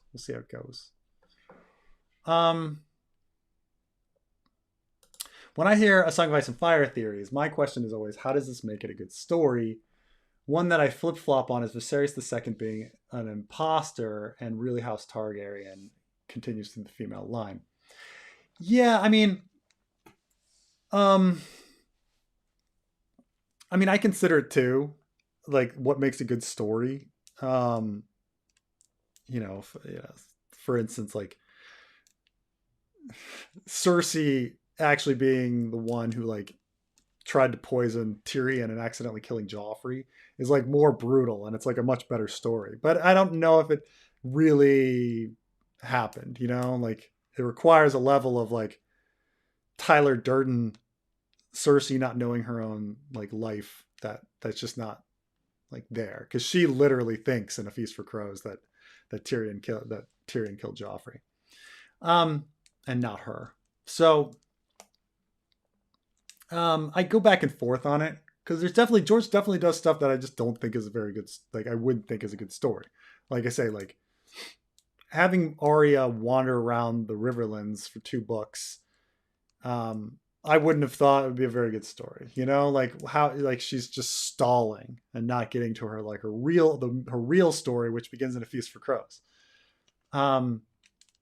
She meets Jaqen, very briefly, randomly, and stuff like that. So I guess but what was her A Storm of Swords plot? The Brotherhood Without Banners. It's more. So there's a lot of things in there that I'm like, those aren't great stories. Tyrion spending a lot of time doing his travel log, stuff like that. So I don't know. So I hear a lot of stories and a lot of theories, and I'm like, some of them, it depends how it's done. If it's done well, it's done well.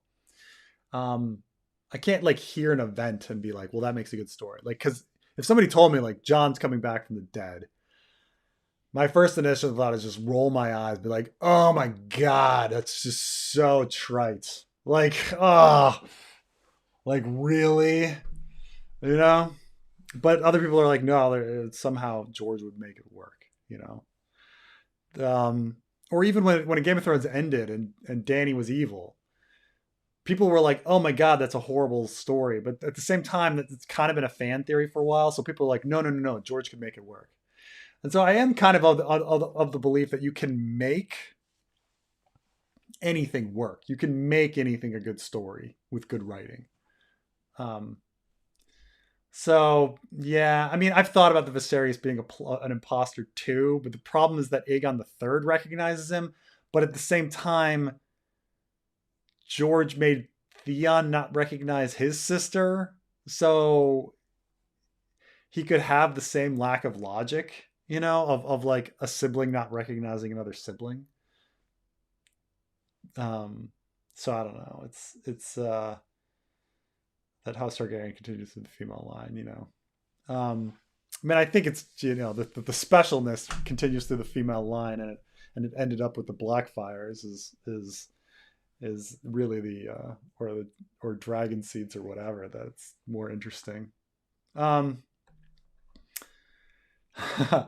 would you ever write the original timeline? I would have to think about like all the things that happened and like what would have happened. I mean, essentially, like I think at least in the fanfic, the original timeline at least has an adult Bran make it to the cave of the three-eyed crow and die in the sinkhole as an adult, as like a haggard 30 something 40-year-old man, and that somehow he's redoing it, to try to get things changed. But it'd be really tough to think about like what happened in the original timeline. You know, was Craster, like, if you didn't kill Craster, would the others have felt like their lives were threatened to try to march on the wall?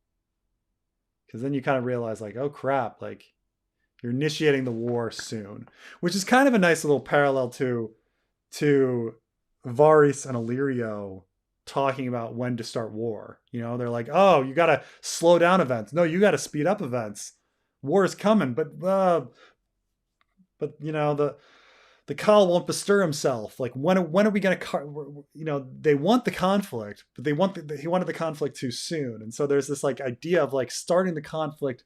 How does the timeline change when you start the conflict earlier? And like killing Craster is definitely starting a conflict earlier. How long would have Craster lived, had he not been killed? And would that have would his natural death would have like caused um, a problem? He dies of old age, and then the others are like, "Crap, we need babies," you know. um,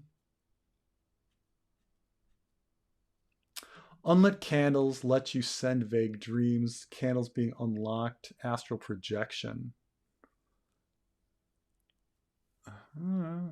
It's true. You could try to have some sort of strange difference between them.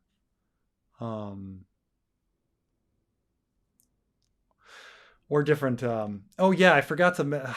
I had distracted away, but it was about like Quaithe and the glass candles are burning. So she says in A Clash of Kings, the glass candles are burning. And is that the implication that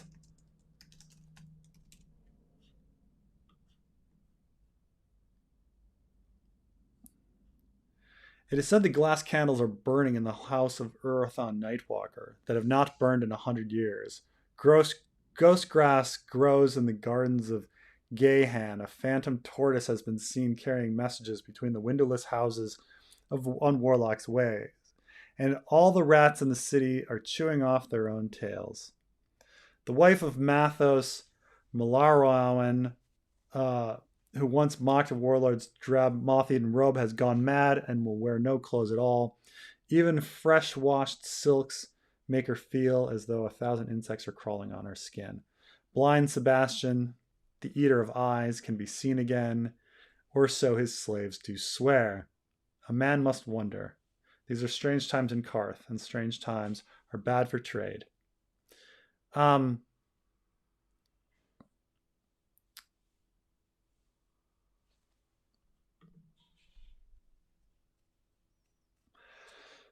The question is like, when did that glass candle start? Like, I think the implication is that, I mean, people think like, oh, it's come with the dragons. But do we actually have it? Like, could it have happened before that? Could the glass candles have started burning before the dragons were hatched?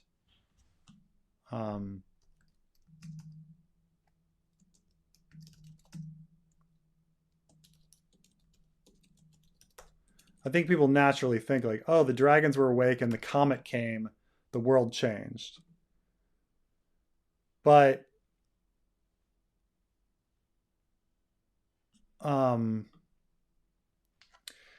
but could it have been like when he says like, oh, they're now burning, could it have been like a year and a half before the events instead of like, you know, just the hatching? You might still say it's strange times in Karth. So I mean, the others returned, for example, just a, before the comet, long before the comet, long before the dragons, so um but yeah, I suppose a difference between lighting and unlit, who knows, um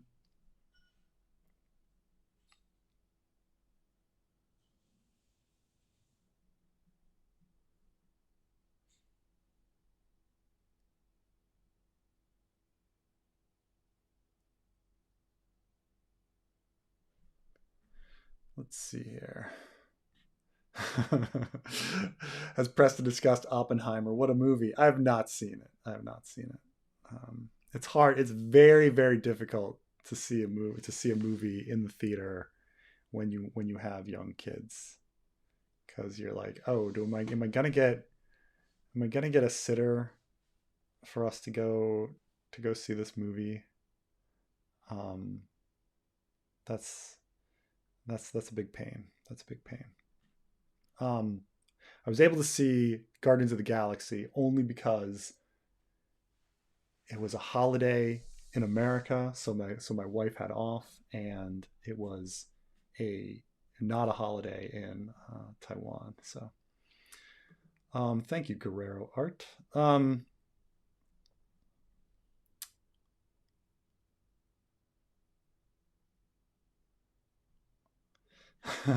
I feel like I've read the first 6 chapters of Game of Thrones like a million times because I started from the beginning. Yeah, yeah. I think I kind of do it with point of views. I reread point of views, but it's funny how often you run across like people have ambitious like reread projects, and they start from the beginning, and it's like you got a lot of chapters to get through. Okay, so like it's gonna be a while. So like there's a guy who does like Race for the Iron Throne, which was like he does a little analysis blog, but it's like over the years, and of course he never made it through, or like I think Alt Shift X has one where he like does chapter by chapter analysis. um Carmine, you gonna come in for a little bit? I gotta go pretty soon. I've been on here 3 hours already. um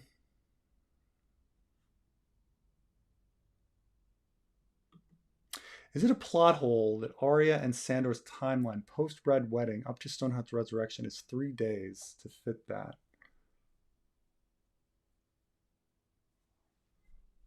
Yeah, I'm trying to think. It's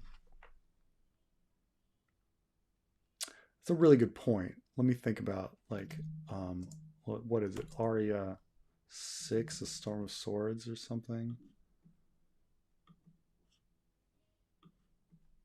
Um,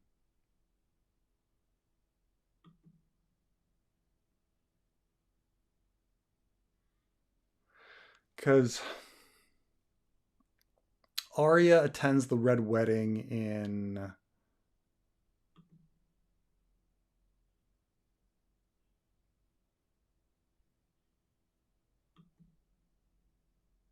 Oh wait, she gets kidnapped. No, it's gonna be later. I forget how many freaking Arya chapters are in. So many Arya chapters in the Storm of Swords. Oh my gosh, it's just so many. Arya 10. She's at the Red Wedding. Arya 11. She's at the Red Wedding. Arya 12. She takes an axe to the head. Arya 12. She wakes up. And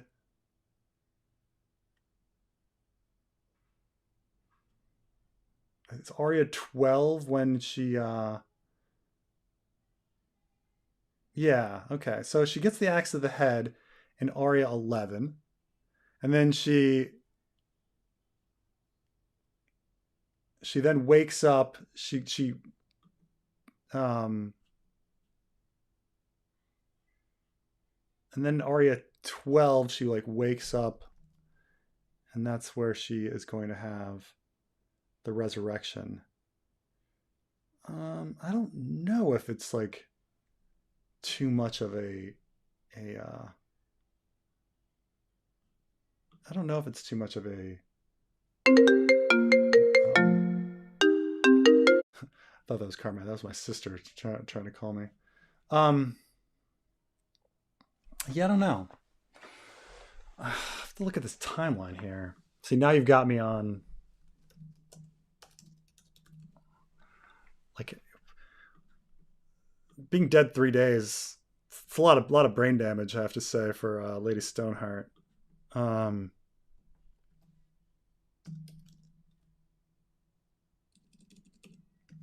Arya 12. Come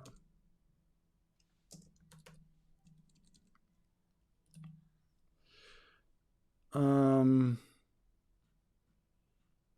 looking at this timeline here. Red Wedding on 12/15, and then it's claiming that Arya is on 1/8 at the village at the Arya 12 must take place over so many days. Crap. I have to like re-examine this timeline. But that's it. I mean, it's a little weird.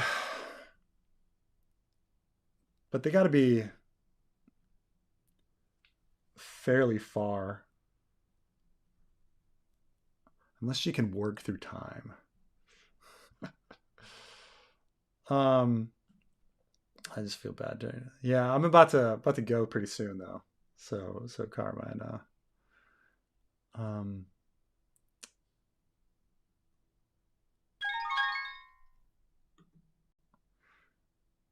hello, hello. How goes it? Carmine?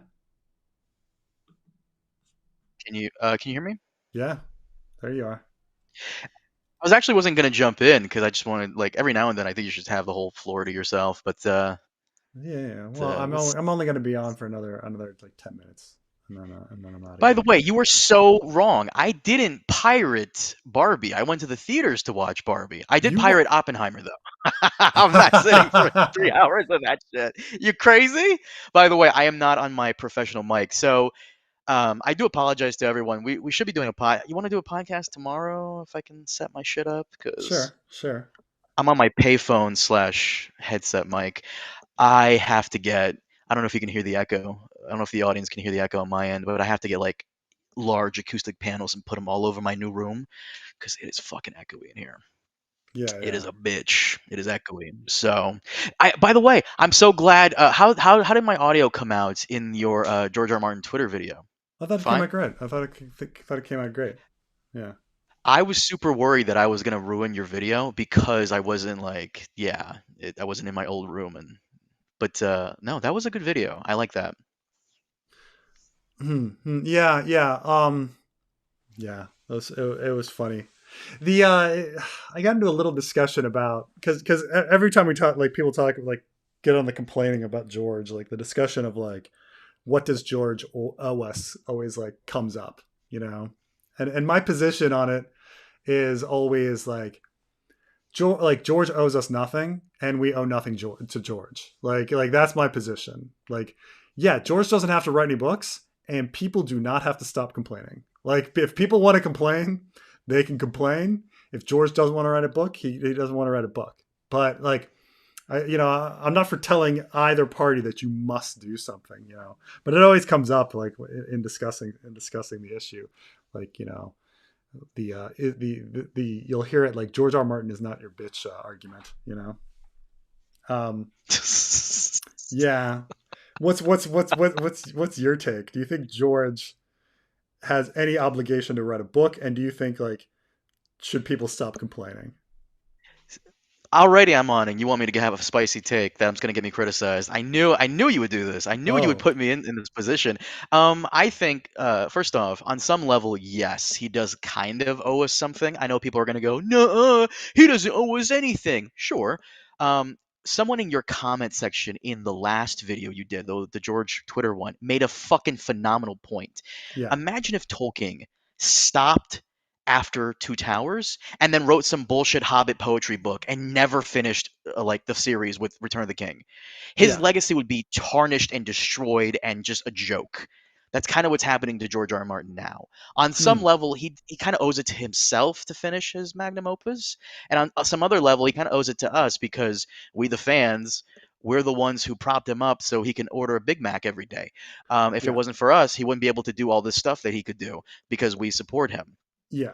The only argument that I see for like George is obligated is false advertising. Like Mm, when you buy A Dance with Dragons, the product says book 5.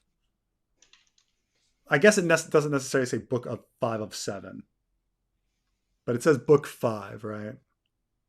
I mean, he certainly tells people it's book 5 of 7, but in that sense, you're selling a product, lying to people about like, oh, there's going to be resolution later, like selling somebody a printer and not having ink cartridges like for sale later, like you said there was going to be ink cartridges. Well, no, there's not. So I don't know. I think that's a little thin. I think that's a little thin. Like in terms of he owes it to his legacy and he owes it to the fans who propped him up. Like on some level, you yes, know your but fans deserve an ending. some would argue like the argument is George is not your bitch. You paid $20 for a book, you got the book. Like Fair. that's the transaction. That it's purely capitalistic. And if we're purely capitalistic, then I would say, but you said that it was of a set that would eventually come out, and that Hmm. part is not true. You know. In fact, in the book, like he'll say, like, "Oh, when these books are coming out, like, hopefully we'll have this in a few years." Like his little comment in A Well, Feast for Crows. I don't mean to Yeah. take you away from mediocrity's super chat here, but did you see his blog post? I read the one on the strike that he made. No, no, no. One came out yesterday. Mm, mm, mm, mm. If you scroll all the way to the bottom of the one that came Yeah, out yeah, I recently, saw that, and yeah, he goes, "I'm it says still working on the yeah, Winds of I saw the Winter." one that says yeah, yes, of course, I've been working on Winds of Winter almost every day, writing, rewriting, editing, writing some more, making steady progress. Not as fast as I'd like, certainly not as fast as you would like, but progress nonetheless. It keeps me out of trouble. Um, yeah, I mean that's pretty standard, like the sky's blue, water's wet, like that's what he says, you know. Trey had a brilliant tweet. I retweeted it. Like someone said that's what George said, and Trey put the Back to the Future 2 of Marty going, "Hey, I know this one. This one's a classic," Yeah, referring to what George exactly. was Yeah, saying. Like, yeah, yeah, that's yeah. true. Um, Now do I think we'll get the fate of Vagon in Fire of Blood Part 2, assuming it ever comes out? Now we're in a really weird situation. Because this writer's strike is so the idea is if House of the Dragon was going to be a smashing success, and it's a smashing success, and would this lead to more Game of Thrones shows like Dunk and Egg? Yes, it would. All that's happening, and so wouldn't that make George want to write Fire and Blood 2 as supplemental material for Dunk and Egg? Or if House of Dragon keeps going, wouldn't you want more supplemental material for the next king or something like that? And it's like that's possibility. It's a possibility, but we're also talking like George is 75. So like now with writer's strike and development hell, when do you think Dunkin' Egg is going to get made? And that's Dunkin' Egg season 1. And like, when is it going to come out? And so, you know, do you think you'll see Dunkin' Egg in 2025? You know, and then, you know, will he need more material past that? Like Dunkin' Egg season 2, 2026, Dunkin' Egg season 3, 2027. That's very ambitious. So maybe 2028. But the idea is that like George wouldn't need supplemental material until with what they're willing to put out, or even House of the Dragon season 3, 4, 5. Like if they want House of the Dragon season 4, season 5, like with writer's strike delaying stuff even longer, production, like where you're really quickly approaching 80-year-old George, you know. House of the Dragon is not delaying production. I believe the writer everything is written, and all the actors are not like within the United States Writers Yeah, Guild, so it can continue on. except Ryan Condal. Condal, wait, what? Yep. Mm-hmm. No. Condal's not working? He's not an actor or a writer. He's just a guy who's directing. What? I'm pretty sure I heard Ryan Condal cannot like go on set. Fuck. It kind of sounds like Carmine's wearing a wire. I am Yeah. wearing a wire. No, it says here, it says executive producer Ryan Condal is not. Oh no, it says it's on set. Wait, I thought I read something. Oh, because that's for the writer's strike. That's And right, then Ryan. Get on the fucking set, you motherfucker. Get on set. Crack that whip. Get no, on no, set no. and I want to finish that fucking say season 2. there's something because like yeah, most of these actors in production it's all British, right? But like Ryan Condal is a fucking Yank, and so he um he himself, I'm not sure. I thought I It's all had. right. I'm We can sorry. I'm sorry if I've misled people because I thought I heard something about that. That Ryan Condal couldn't be on even set. even so, we can fix this. Just give him some fucked up teeth and a mustache and change his Yeah, last name to Condleton, and he could be passed as a British guy. Phenomenal. yeah, yeah, yeah. That's true. That's true. But maybe. I'm trying to think here. It's a shame that George doesn't have his own Brian Herbert, like Frank. Brian Herbert is Frank Herbert's son, author of Dune, because Hmm. Brian Herbert is continuing the legacy of Dune. Yeah, Whether yeah. it's good or not, I've heard nothing of it. But it's a shame that George doesn't have someone like that to continue the legacy of Ice and Fire, because I'm pretty sure it ends with him. You guys. He's got us. He's got us. He's got us. But do you think we'll get anything on the fate of Vagon and Fire and Blood Part 2?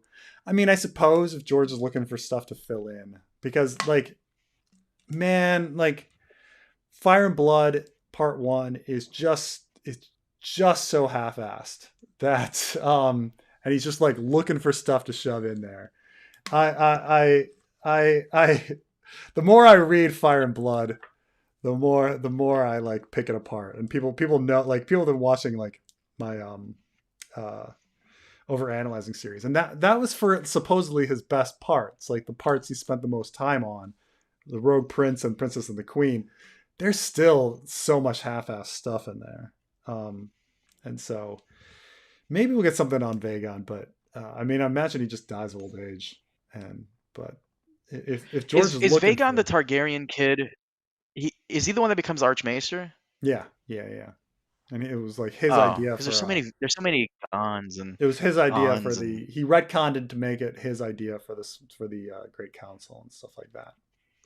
mm. It was at first probably Otto Hightower's idea, and then he changed it and gave it to Vagon. Um, okay, Arya says days go by without Sandor taking in her grief. Um, yeah,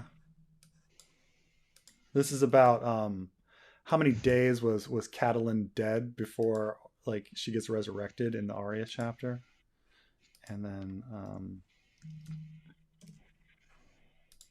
let's see here. But you know, George does make little like lots of little timeline goofs here and there. I mean, or big ones like the entire Dance with Dragons North plotline and when and where things happen. It's just like how does any of this make sense? All right, how how is how did Wyman Manderley end up at Winterfell, and how did Tycho Nestoris end up at the Battle of Fire, at the Battle of Ice? Like when you start examining the timelines, or like Val going north and coming back when she does, you're like, how? None of it like fits together if you start doing the analysis of timelines. Um, but yes, Aria 11. Oh yeah.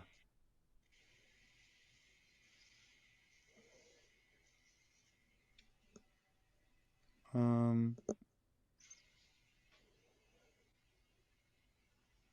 her nights were full of wolves. Her days belonged to the dogs. Sandor made her get up every morning. Um, but I'm trying to remember like where's the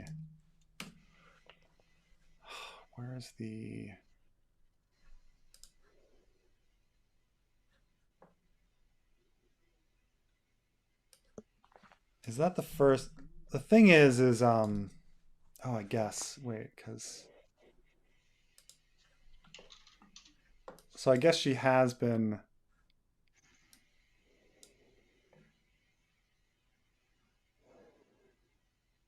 Yeah, it said, when morning came, the hound did not need to shout at Arya or shake her awake. She had woken before him for a change, and even watered the horses. They broke their fast in silence.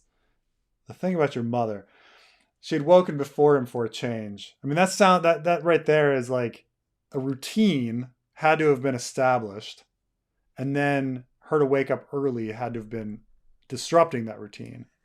So, like, how many days does it take to establish routine? It might even be more than 3 days. Um, so yeah, it's probably too long. It's probably too long. He should have how he worded that. He could have easily like had her flashback be the wolf, rather than it be as he did it, because that body would have been much more decomposed than like floating in the freaking river for at minimum 3 days. Probably like if you're talking about a routine and then breaking a routine, like she's gonna be much more decomposed than she is. Oh my god, she'd be like, oh, um,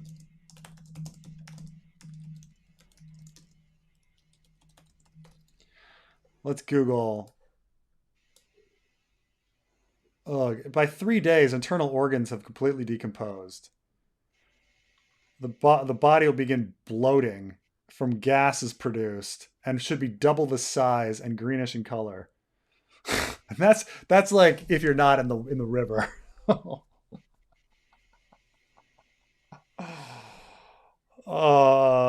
Yeah. The blood starts containing foam. It's yeah, it's ridiculous. It's ridiculous. Ridiculous. Um Carmine is a Fed too. Yes, Carmine is totally part of the CIA.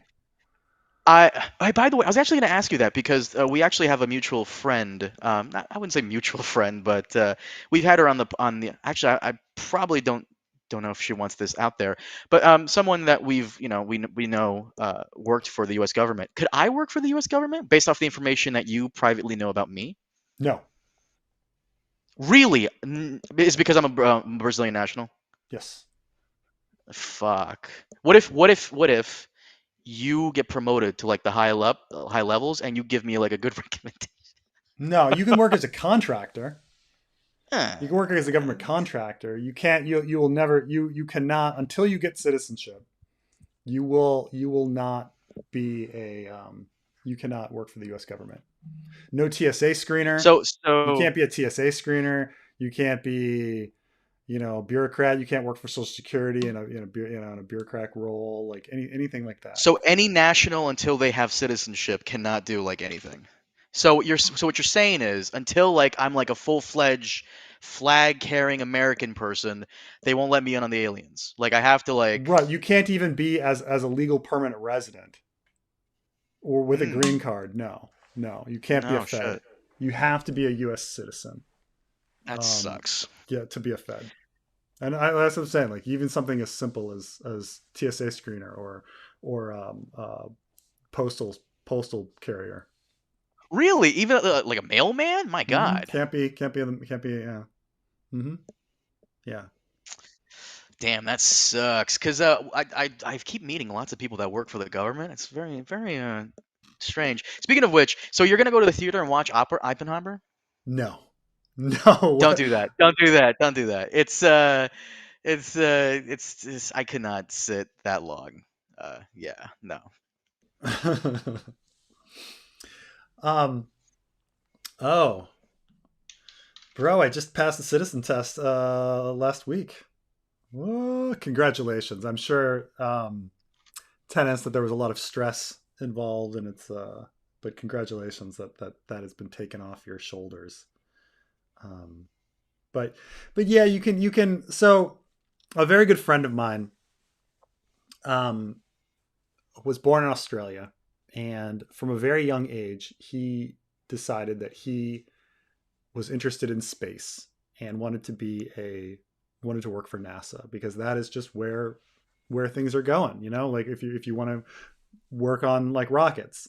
So he studied to be a um uh, an engineer. He went to get his PhD in America. That's where I became friends with him. And then every year he would apply to the green card lottery. And based on the number of countries, the number of based on your country, the number of green card spots, or the number of lottery spots, like varies. So the U.S. government has something called the diversity um, visa, the diversity green card. So as part of our program, we kind of say, well, these are the nationalities on Earth. How many do we not have that many of? And we offer green card spots for different countries so that America can have people from every country on Earth. So the number we give to Mexico is 0 because we have enough Mexicans. The number we give to India and Pakistan is 0 because we have enough Indians and Pakistanis. However, for other countries, Laos, Kazakhstan, Poland, Australia, even countries in Africa, there are a limited number of, like Ghana, Central African Republic, there are a limited number of spots for a lottery system.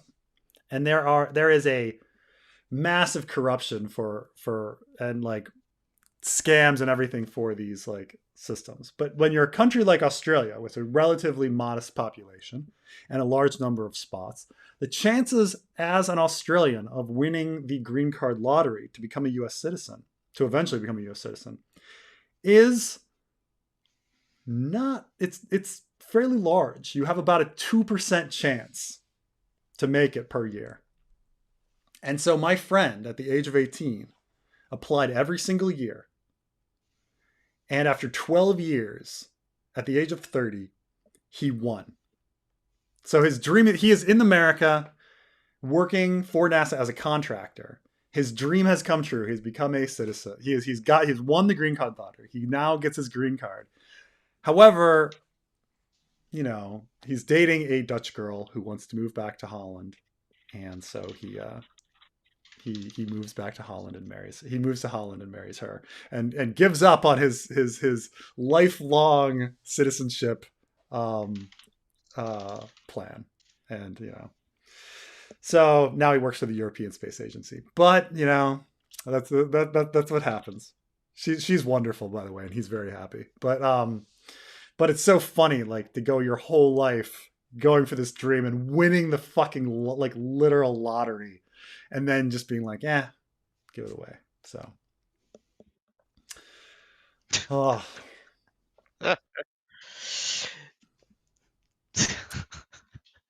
I know. Let me I in on know. the Carmine's aliens, like you know? Come on, crying. He's like, oh God. I'm bro. Let me in on the aliens. Like, come on, I'm cool. By the way, like I know I've already said this already, but like, holy shit, the whole Barbie movie.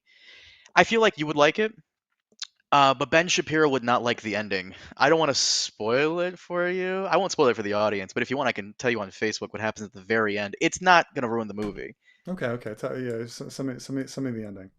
It's the moment I saw it, I'm like, you know what? I know exactly who's gonna hate this. I know exactly why they're gonna hate it. It does not spoil anything at all. I'll tell you. Hold on, let me log on to Facebook again. It is it's. Mhm. Did you see the Ben Shapiro's reaction to it? I did not. I know that he's flipped out, but like it's so. Of course he's gonna do that for clicks. Like who cares? Like this is a movie for girls. It's a little for little girls. I don't know about it being for little girls. Do you read my message? Yeah. Don't say it out loud. No, I know, but like,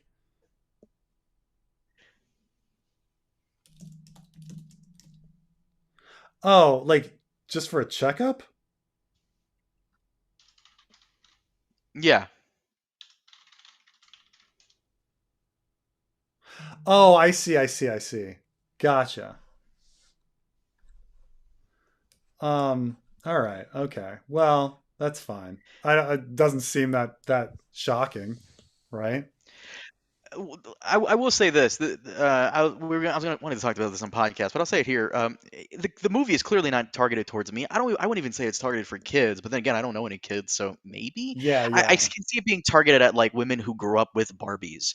And Yeah, I I mean mean, I won't Barbie say I think Barbie I like the premise a lot. I think Barbie is a fascinating case study in American history because like Barbie simultaneously was a symbol of women's oppression and simultaneously a symbol of women's liberation.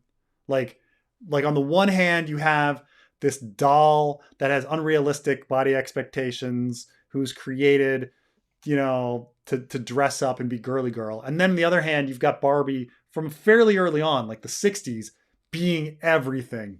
Dr. Barbie, like President Barbie, doing everything, and all the minority Barbies coming out fairly early. I mean, granted, they were far too expensive for the minorities to actually like purchase, but like Black Barbie, Hispanic Barbie, every commercial Barbie to sell stuff. So like it's it's I think it's a fascinating kind of like aspect of American culture, like what Barbie means to people.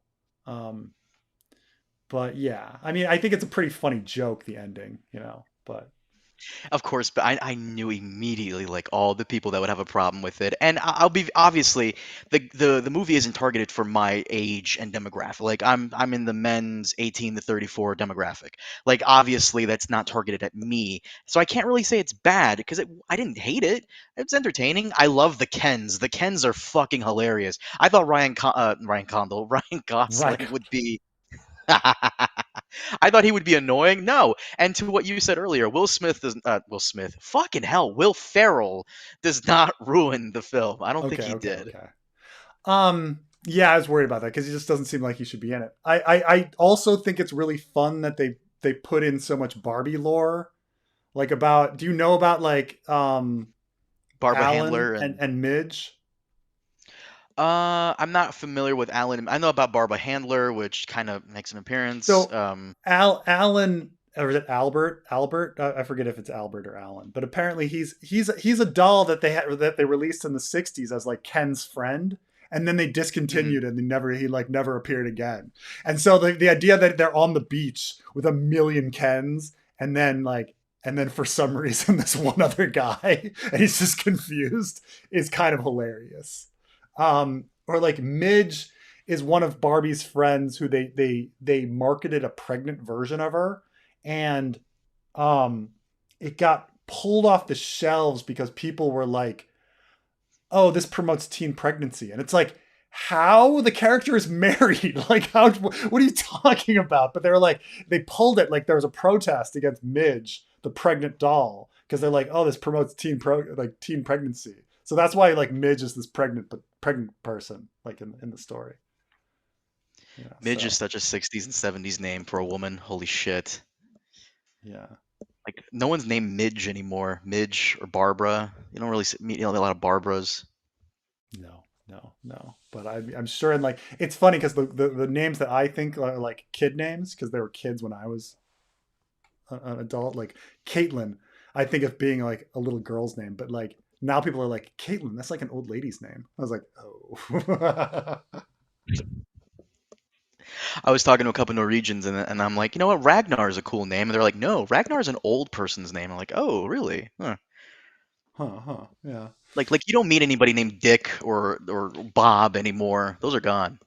Well, true. Or if you do, it's like Richard. Everyone's like, I'm not Dick, I'm Richard. Growing up and like learning English, that always confused me. Like, why is William like? Why is that like? You know, what I'm talking about like the William being like a Yeah, different name. I think it has to do with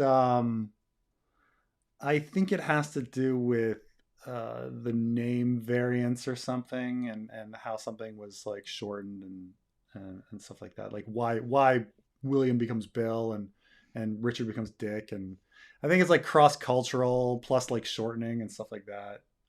Um, my Ken was the first stay at home husband. My first the first hijabi Barbie I saw was in the U.S. They market a Barbie, but she has a different name in the Middle East. It's it's like Huna or something, or there's a competitor. Um, Hijab Barbie. Oh shit, that's a yeah, thing. Fula is her name. I don't know if it's Mattel, but there's a doll in the Middle East called Fula, who is on everything, and no, it's actually from Syria, New Boy. There's some other ones, but they they do it's the exact same like mold. It's the exact same doll. She's got unrealistic breasts and all that, but like they just have her in her job because little girl, they're like little girls want to play with dolls. We're gonna throw them a doll. Um, but yeah. To the people who want to see Barbie, if you're someone who enjoyed Legally Blonde, they have like the same both of the main characters have like the same energy. Mm, So if you enjoyed Legally Blonde, I think you'd enjoy Barbie. I will say it does get a little preachy, but not to the point where I'm gonna make a 49-minute review critique on it. yeah, It's not that bad. I can't say the movie was bad. I can't say because it's not for me. So it's fine. It's decent. Right. I Whatever. mean, this is like doing a video on hating on Ms. Marvel. Like the show is not for you. Like this is not your Hmm. show. Like, do you guys want to start doing reviews of I don't know, naming random kids shows Stinky and Dirty and like Bluey, or whatever, like Blues Clues, like critique, like the woke Nazis have taken over Blues Clues, like Yeah, um that's it. It was fine. I had a fine time. but I Oppenheimer, on the think other with hand, holy Legally shit. Blonde, and uh Barbie, there is like I understand what you're saying, how they seem the same, but it's like one, because there's like an ironic humor to it, but then there's also like this idea of um, if women are liberated, can't they act however they want to act? So like why should the liberated woman feel like she needs to dress frumpy? Why is a frumpy woman a symbol of liberation versus like a sexy woman? And the answer is I mean the individual choice is what is the liberation, not the garb or how she looks or whatever. In the Middle East, they will make the like women that wear hijabs and stuff will make. There are some that will make ridiculous arguments that actually the hijab liberates me. I mean, if not everybody does this, most of the women understand that hijabs like are a pain in the butt and that they have to wear them. But like there, you receive these like women that are like, no, I'm more liberated because I wear the hijab. And you're like, explain that to me, you know? And they're like, because I'm removing sex from the equation, and therefore I'm more liberated. And you're like, well, the thing is, sexual allure is a form of agency. Like, it is a form of power that some women are able to use and utilize. And so, like, if you're wearing a hijab, you're limiting your own agency. Now, if you want to limit your agency in that sense, that's fine. But it's sort of like an attractive person, like, um, not making themselves attractive, like, an But isn't attractive. the whole argument with that is that that's not their choice? Is that it was a choice forced upon them? And Exactly, and that's the problem. yeah, Is that when it's not your choice, then and you know why it's done. Like, George even explains this with regards to, like, Cersei, is that the reason that she does the walk of shame is that they're trying to remove her sexual allure and remove her power over other people, because they'll see her with her scars and all, and her flabby breasts and whatever, and she'll no longer have that sexual power over people, because, like, Cersei's agency, besides her own fairly intelligent brain, is, besides, she's dumb but she's intelligent, and her ruthlessness is her sexuality, right? Her sexiness. So, I mean, it all comes down to choice, right? So, like, I suppose with, like, the girly girl stuff of Barbie and the girly girl stuff of, like, of Legally Blonde, like, if you use it the right way, that's more agency, that's more opportunities. Why would you limit your opportunities? But fucking Preston over here, professional fucking YouTuber, linking it back to Game of Thrones. Good shit. Good segue. Good fucking segue of that. it's what Why I they pay? do. It's what I That's why they do. pay you the big bucks. Really though, I'd like to suck your dick too much, but I really that was a great idea on that video. George R. Martin's Twitter is a hot mess. That was a really fun video. No, I'd like to do more stuff like that, where it's just like you and me, like, and then we've got more visuals, because I know that, like, people probably, like, they see our podcast and they'd like something a little more entertaining to go along with it. Can a woman practice her religion the way she wants to? So here's the problem with hijabs, is that there's actually nothing in Islam that actually dictates the hijab. Um, there's something in the Quran, and keep in mind that, like, the religion also has an infinite number of things. There's an infinite number of, like, aspects to that one can promote, right? So, say we're talking about the hijab specifically, or the niqab, or anything that covers up women. Like, the line from the Quran is that women should wear a jilbab. And there's another line, and no one knows what a jilbab is. And there's another line that says women should dress modestly. And no one knows what modestly means. And it actually doesn't even say women. It says all people should dress modestly. And so, in a way, like, Saudi Arabians who wear the men wear head coverings too, at least are a little more, at least they're dressing the same as the women. They're covering themselves up too. So it's not really religious. Now, it becomes religious because they've been told that it's part of their religion.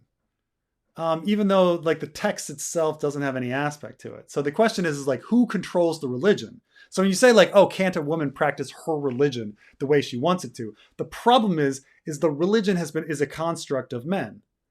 Like, what woman was ever part of, like, the ancient, like, writing hadith, writing the Quran, doing Islamic jurisprudence? What woman was part of any of that? And I'm not picking on Islam. Christianity is the same way. Judaism is the same way. Okay, I'm not picking on Islam. But, like, when you say, like, oh, can't a woman practice her religion?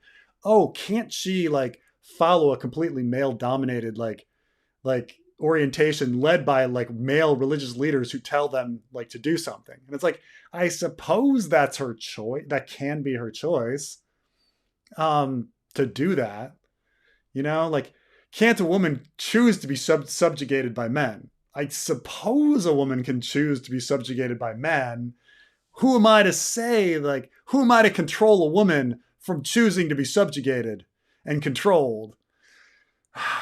And you get in these, like, little logical loops, like, who am I to tell her like, oh, well, I'm not. She can wear what she wants. But the real thing is in the Middle East. If you're the one person not wearing a hijab, you're gonna get harassed. Okay, you're gonna get harassed.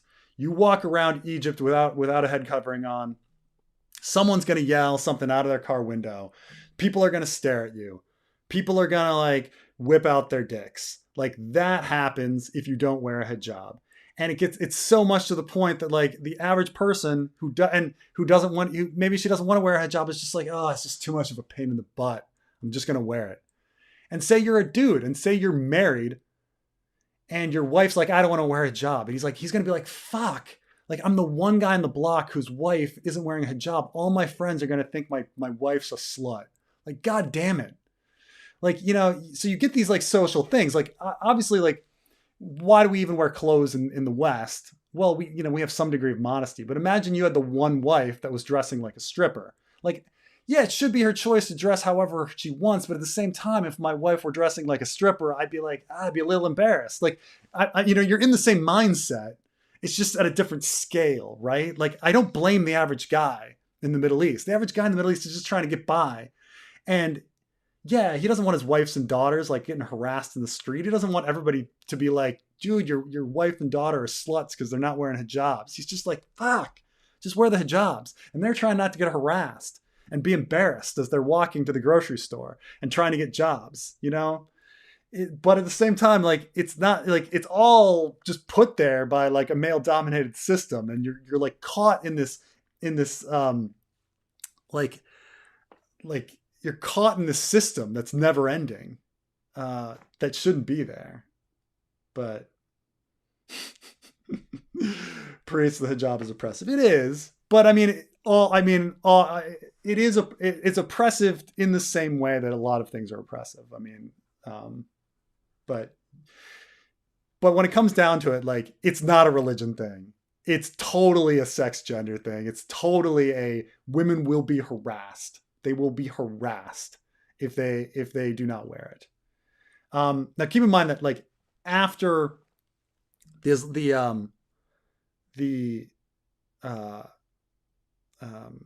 Iranian Revolution in 79.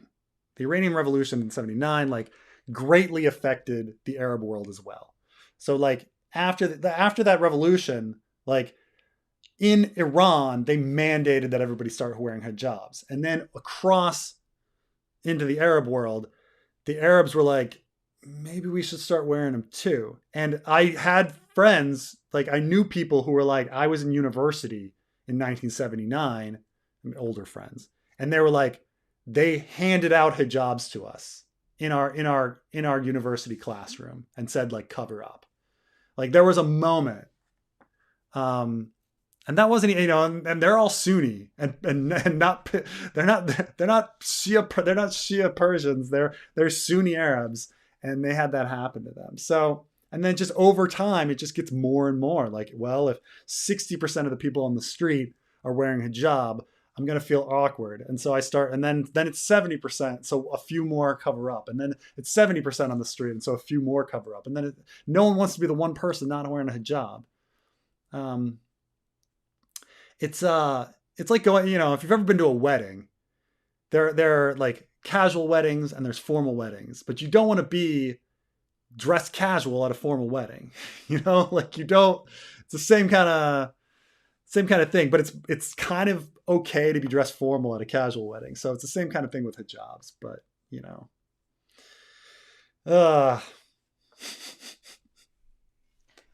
Speaking of hijabs, Oppenheimer, what's going on with that? I'm kidding. I'm kidding. Try to segue. Yeah, don't go see that. Yeah. I mean, it's 3 hours of insanity. It's entertaining. It's not boring. Oh, it really depends on the person because 90% of the movie is people in a room talking. Yeah. It's a. Is it? Does can you hear everything? The problem with Tenet, right? No, it's not like Tenet. I've seen Tenet, and it's not his best. But no, this one's pretty good. I enjoyed it, but I'm okay watching people sitting in a room talking. And I don't know why I was gonna call him Clive Barker. I'm off today. Silent Murphy has this fucking face that the woman from Handmaid's Tale has. For Yeah, anyone who has seen Handmaid's Tale, the main character has this like face that she makes whenever she's angry. You guys know exactly what I'm talking about. yeah, yeah. Elizabeth Moss. She had. If you Google her on Handmaid's Tale, the first Google images that'll come up is her making this like face, and I fucking hate it. Silent Murphy kind of has the same face, but instead of it being like pissy angry, he's just like, "What the Yeah. fuck did I do?" It's like he just took a really bad hit of like LSD, and he's just like, "What the fuck what did I do? What is happening?" So I It's will his say face the entire what I love about Cillian Murphy and what I love about Cillian Murphy in Nolan films is that Christopher Nolan thinks that all of his characters should have no personality. You know, like, and I'm talking like go through a lot of his movies, right? And who is just playing it no personality. Now Tenet's the obvious example where like nobody in the movie has a personality, right? And but even when you go to like Memento, like a lot of the characters are played pretty straight. Certainly Guy Pearce, maybe not the guy from the Matrix, but like and certainly Trinity from the Matrix, who's in that. She just plays it straight, no personality. Dark Knight, um, uh, um, everybody's kind of playing. I mean, the Joker is pretty good, but it's like everybody else kind of no character, right? And so what I love about Cillian Murphy is he like refuses to not like act.